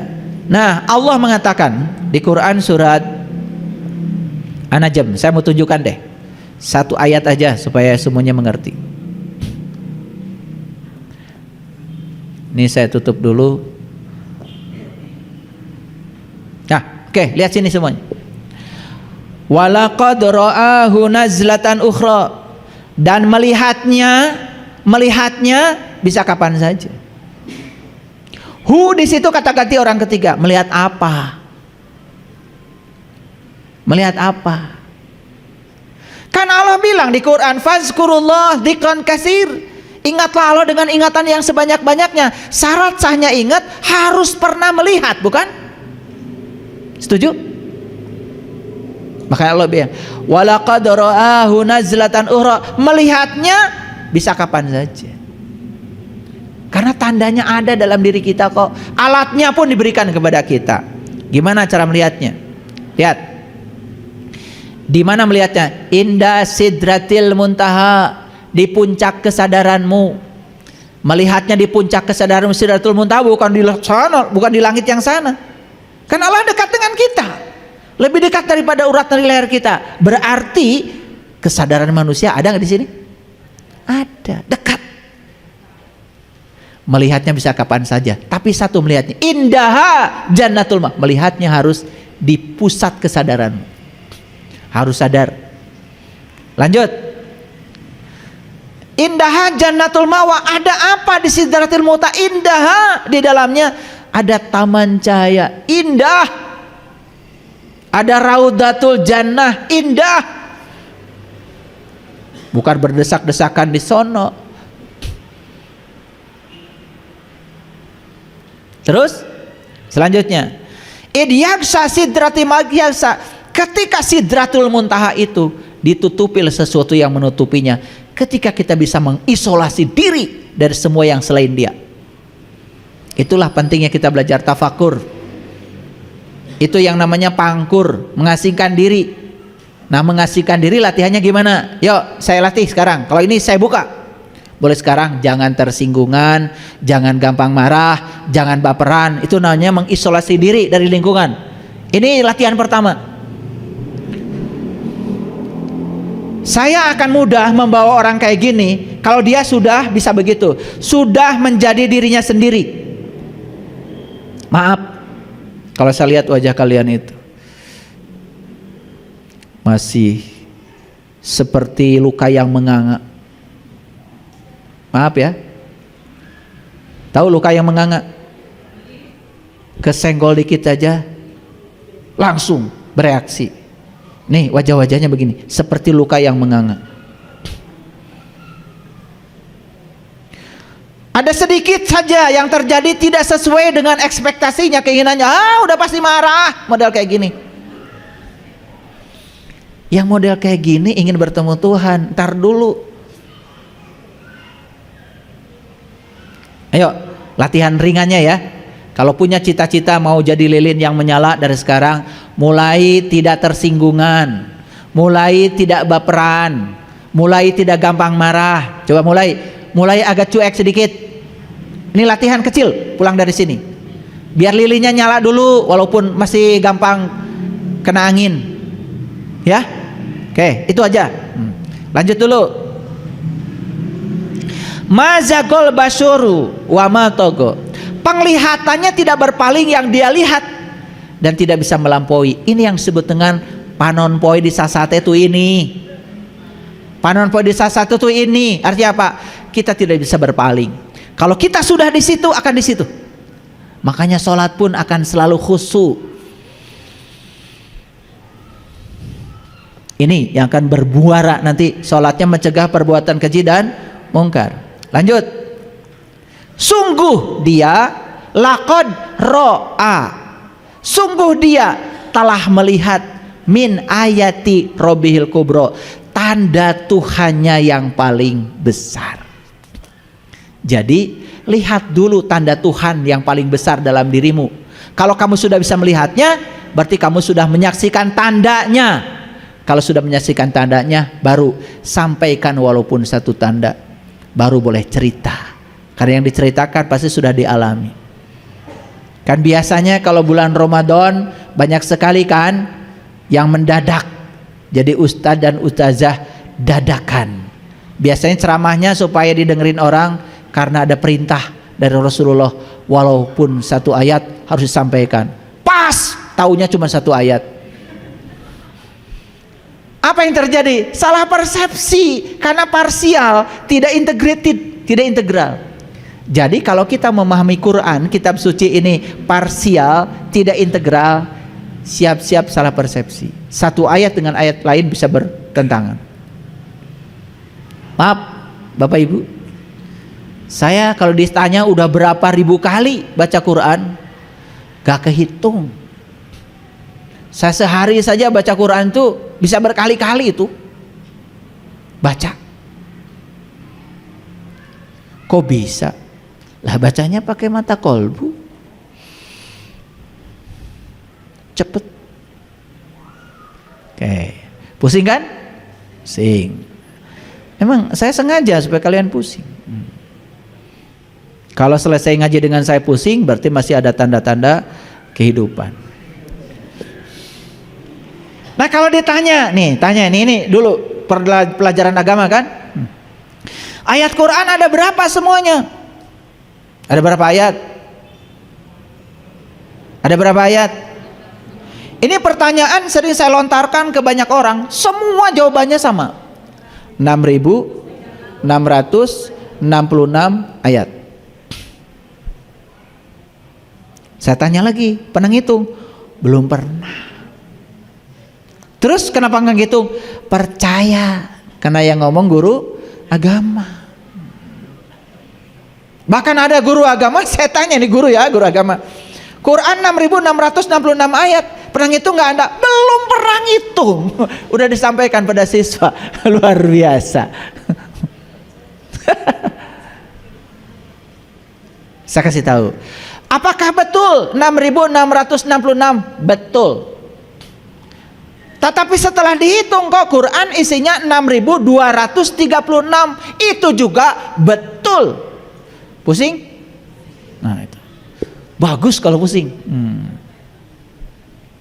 Faktanya Quran itu 6.236 ayat. Itu bahasa simbolik. 6 tambah 2 tambah 3 tambah 6 17. Loh kok sesuai dengan Quran surat Al-Isra? Jadi artinya Quran yang syar'i, yang kelihatan berwujud dalam bentuk tulisan itu adalah peta jalan yang akan mengantarkan kita kepada yang di balik Quran. Makanya itu kalau dijumlahkan 17 itu Isra. Isra itu perjalanan menuju Tuhan. Makanya Quran surat Al-Isra cerita perjalanan Bani Israel. Nomor berapa? 17. Keren.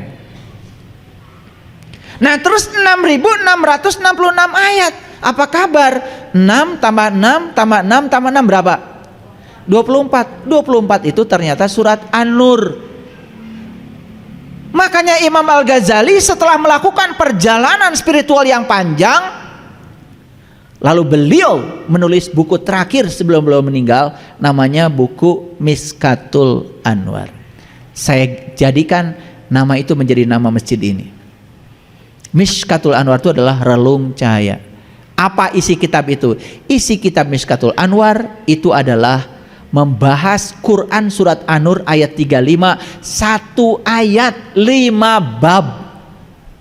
Pernah baca? Saya sudah malas nanya kalian, pasti nggak pernah baca.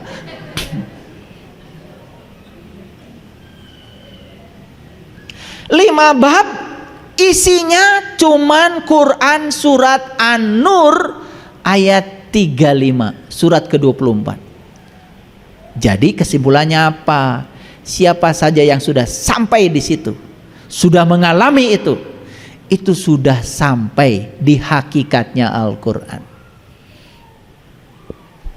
Jadi Quran yang tertulis itu syariatnya, yang tidak tertulis itu hakikatnya. Ada yang tersembunyi. Kenapa? 6.666 dikurangi 6.236, ada yang hilang. Berapa hilangnya? 430 ayat. 4 tambah 3 tambah 0 berapa? 7, persis sama dengan 7 ayat Al-Fatihah. Maka di situ kuncinya. Makanya angka 7 diabadikan jadi 7 kali tawaf di Mekah, 7 sa'i, 7 batu melempar jumrah. Siapa yang sudah menemukan rahasia 7, dia sudah balik. Balik itu balago itu nyampe. Selama ini kita mengartikan balik apa? Kalau umur sudah 7 tahun, dia sudah balik. Cirinya apa? Mimpi basah. Wah. Kalau dia belum sholat, gebugin. Wah, sudah menebar kegelapan baru. Bagus gak gebugin anak supaya sholat? Katanya tidak ada paksaan dalam agama. Lucu. Ya anak ini gak tahu apa-apa. Kita aja yang sholat sudah bertahun-tahun setua ini, kalau ditanya siapa yang kamu sembah, gak tahu kok. Apalagi anak. Tahu yang disembah aja gak tahu. Kita aja yang sudah tua nggak tahu, betul nggak? Coba ditanya, kamu udah sholat ribuan rakaat, saya tanya, apa intisari sholat? Malah rame, ada yang kunut, ada yang nggak kunut, ada yang ininya begini, ada yang diputar-putar, itu yang diperkarakan. Padahal intisarinya sholat cuma satu, aqimis sholat li zikri, dirikanlah sholat untuk mengingat aku. Jadi yang kunut gak ingat Allah, yang gak kunut gak ingat Allah, yang gini lurus gak ingat Allah, yang diputar-putar gak ingat Allah. Apa kabar? Terus aja merasa paling benar di situ. Lalu intisarinya gak pernah dicari. Padahal di Quran juga, innani anallah la ilaha illa ana fa'budni wa aqimis sholata li zikri. Jadi sholat itu baru akan dicapai kalau sudah mencapai la ilaha illa ana. Tauhidnya sudah la ilaha illa ana, sudah sampai di situ.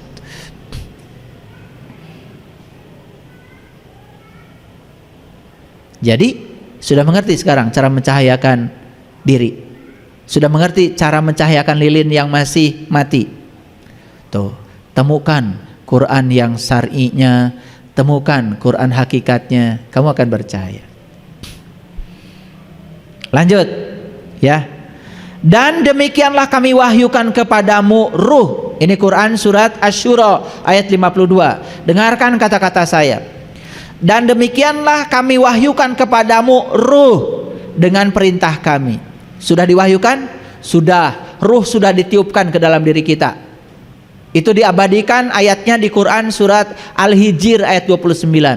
Ketika aku sudah selesai menciptakan tubuhmu, aku tiupkan ruhku. Jadi sudah diwahyukan ruh itu ke dalam diri kita. Sebelumnya kamu tidaklah mengetahui apa itu kitab. Sebelumnya kamu juga tidak mengetahui apa itu iman. Tetapi kami menjadikan ruh itu cahaya. Jadi setelah kita tahu, oh ternyata ruh itu wujudnya cahaya, dan kita sudah menyaksikan dalam diri kita, setelah itulah kita baru mengerti apa itu kitab, apa itu iman. Ini Quran. Sebelum kita tahu itu, kita hanya menafsir-nafsirkan berdasarkan pikiran kita sendiri. Apa yang terjadi? Firman Tuhan hanya sebatas pengetahuan. Lalu ayat selanjutnya, yang kami tunjuki siapa yang kami kehendaki di antara hamba-hamba kami, dan sesungguhnya kamu benar-benar memberi petunjuk kepada jalan yang lurus. Ayat ini keren sekali. Perhatikan saya. Wa innaka la tahdi ila syiratim mustaqim. Siapa orang yang dipuji Allah menunjukkan ke jalan yang lurus? Siapa? Orang yang mampu menunjukkan seseorang yang tadinya gelap menjadi bercahaya. Ulangi lagi. Siapa orang yang dipuji oleh Allah di sini? Wa innaka latahdi ila syiratim mustaqim. Siapa yang dipuji oleh Allah? Sungguh kamu telah menunjukkan orang lain ke jalan. Siapa yang dipuji oleh Allah?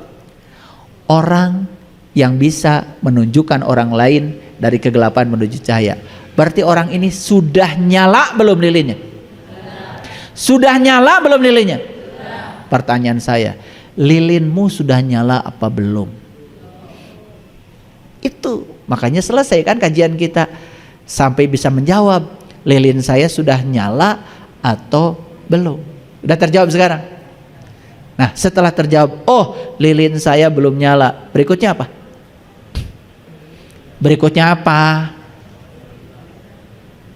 Cari lilin yang sudah nyala, minta disentuh sama dia.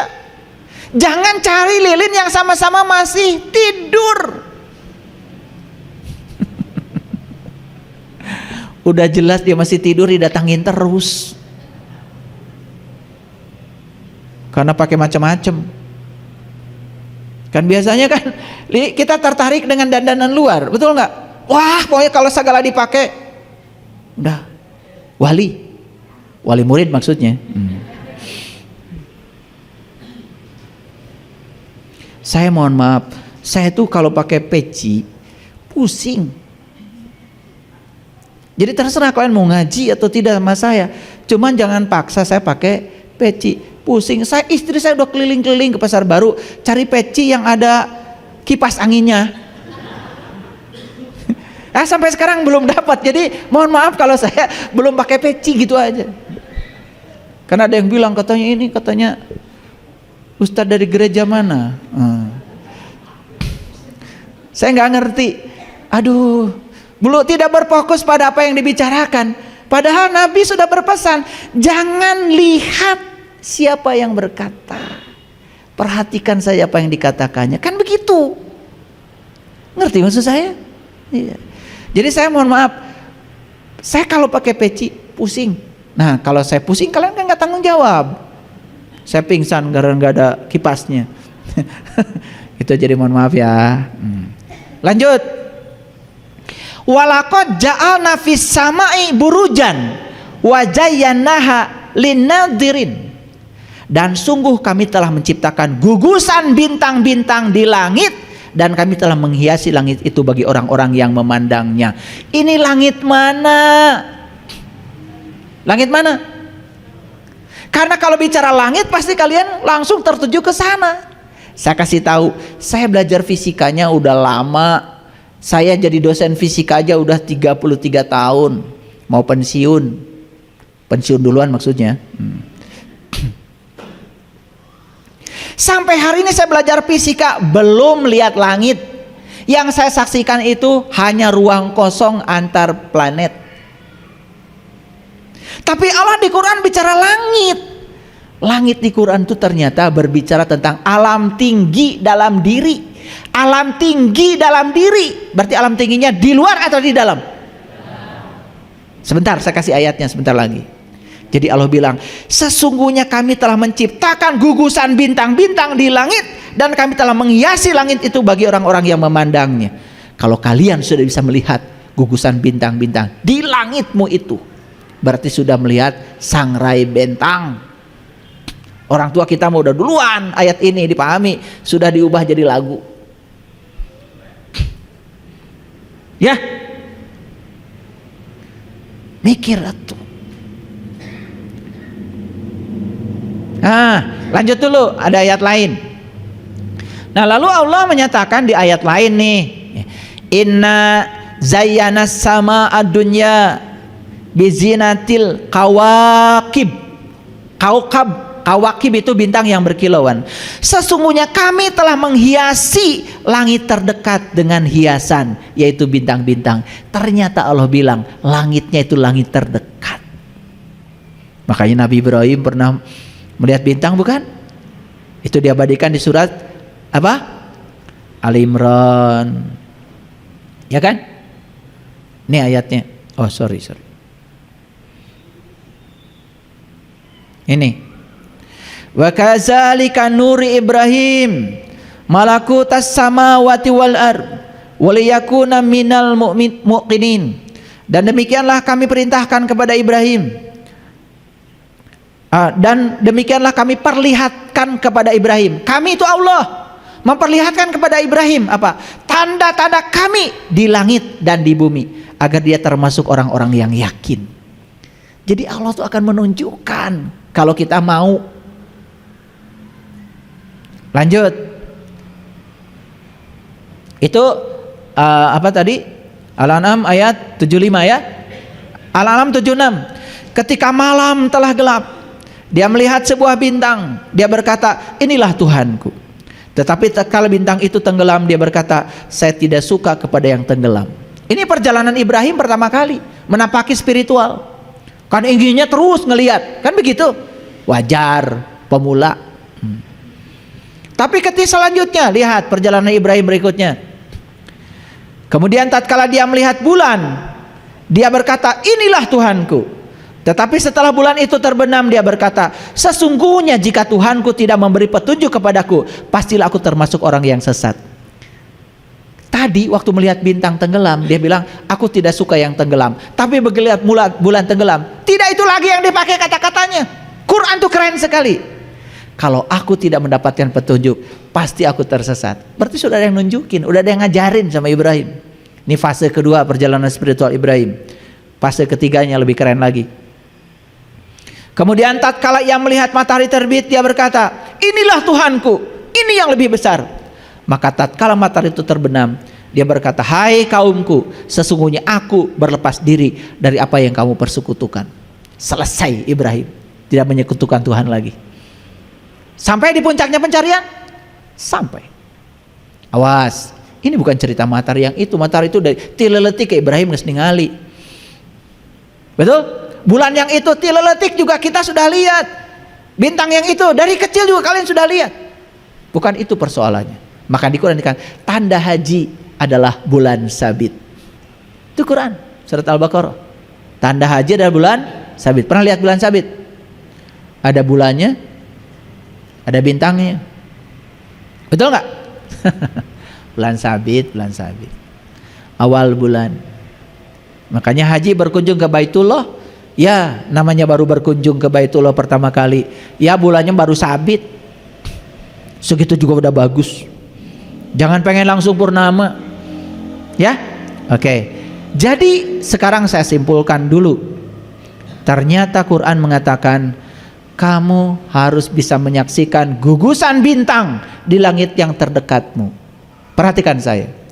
Begitu kita melihat sesuatu yang bercahaya, kita kebagian cahayanya. Ulangi. Begitu kita menyaksikan yang bercahaya, kita kebagian cahayanya. Yes. Makanya sentuhkan diri kita dengan yang sudah bercahaya, maka lilin yang masih tertidur ini akan nyala. Makanya Nabi Daud kan doanya kepada Allah waktu mencari Tuhan begini, ya Allah Tuhanku,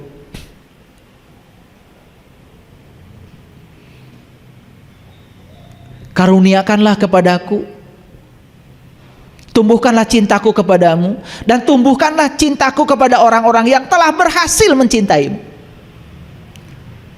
Tumbuhkanlah cintaku kepadamu, dan tumbuhkanlah cintaku pada orang-orang yang telah berhasil mencintaimu, dan tumbuhkan cintaku pada ilmu dan amal yang dapat mengantarkan aku akan cintamu.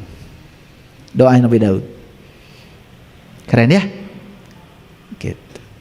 Jadi kesimpulannya, kita sadar lilin kita masih gelap, berarti sekarang carilah lilin yang sudah menyala. Cari orang yang sudah sadar. Makanya di Quran Allah mengatakan, fas'alu ahla zikri in kuntum la ta'lamun. Kalau kamu tidak tahu, jangan tanya ahli ilmu, jangan tanya lulusan apapun, kecuali tanya ahla zikri, ahli ingat. Tanya orang yang sudah bisa ingat kepada Allah. Orang yang sudah bisa ingat kepada Allah pasti berilmu. Hebat nggak Quran? Kalau kamu tidak tahu, jangan tanya ahli ilmu. Nggak ada perintah tanya ahli ilmu, nggak ada. Fas'alu ahla zikri in kuntum la ta'lamun. Kalau kamu tidak tahu, tanya ahli ingat. Jadi Quran ini sangat spesifik bahasanya. Cuman sayang sekali bahasa Quran yang begitu sangat luar biasa ini kita abaikan. Mohon maaf. Wah, ini pimpinan pondok pesantren. Kita tanya ilmu yuk ke sana. Apa masalahmu? Ini, Pak, saya banyak masalah. Kenapa? Bisnis gagal. Jual ini udah. Baca surat ini 1000 kali setiap hari. Dilakukan? Lakukan. Karena bisnis pengen. Kata Allah, biar bisnismu, biar kamu terus baca Quran sehari 1000 kali, maka kata Allah, aku tidak akan pernah membuat bisnismu berhasil. Karena kalau berhasil nanti gak baca lagi. Gimana kalau begitu? Karena kita yang mendorong kita itu kan ingin bisnis berhasil, bukan ingin jumpa dengan Allah, ingin ridho Allah, bukan. Yang mendorong itu. Makanya sesekali kita harus belajar sama Abu Nawas. Ya. Jadi suatu saat raja itu melihat negaranya mengalami kelaparan dan semua menteri-menteri semua dipanggil, termasuk salah satu menterinya Abu Nawas. Semua menteri ngasih kertas, dan kertas laporan itu kemudian disuruh dimakan di depan raja. Makan kertas. Karena raja udah gak perlu laporan lagi, gak perlu kertas lagi. Kenyataan negerinya kelaparan. Jadi menteri-menteri gak kerja berarti. Yang hebat Abu Nawas. Dia waktu laporan sama raja tidak bawa kertas, dia bawa roti. Ketika ditanya, lah kamu aneh-aneh lagi nih, orang lain bawa kertas, kamu bawa roti. Jangan heran Tuan Raja, semua laporan yang saya kerjakan selama sudah saya tulis di roti ini. Karena dia sudah siap-siap, ketika nanti disuruh nelan, orang lain nelan kertas, dia nelan roti. Itulah orang yang sedikit cerdas. Terima kasih. Assalamualaikum warahmatullahi wabarakatuh.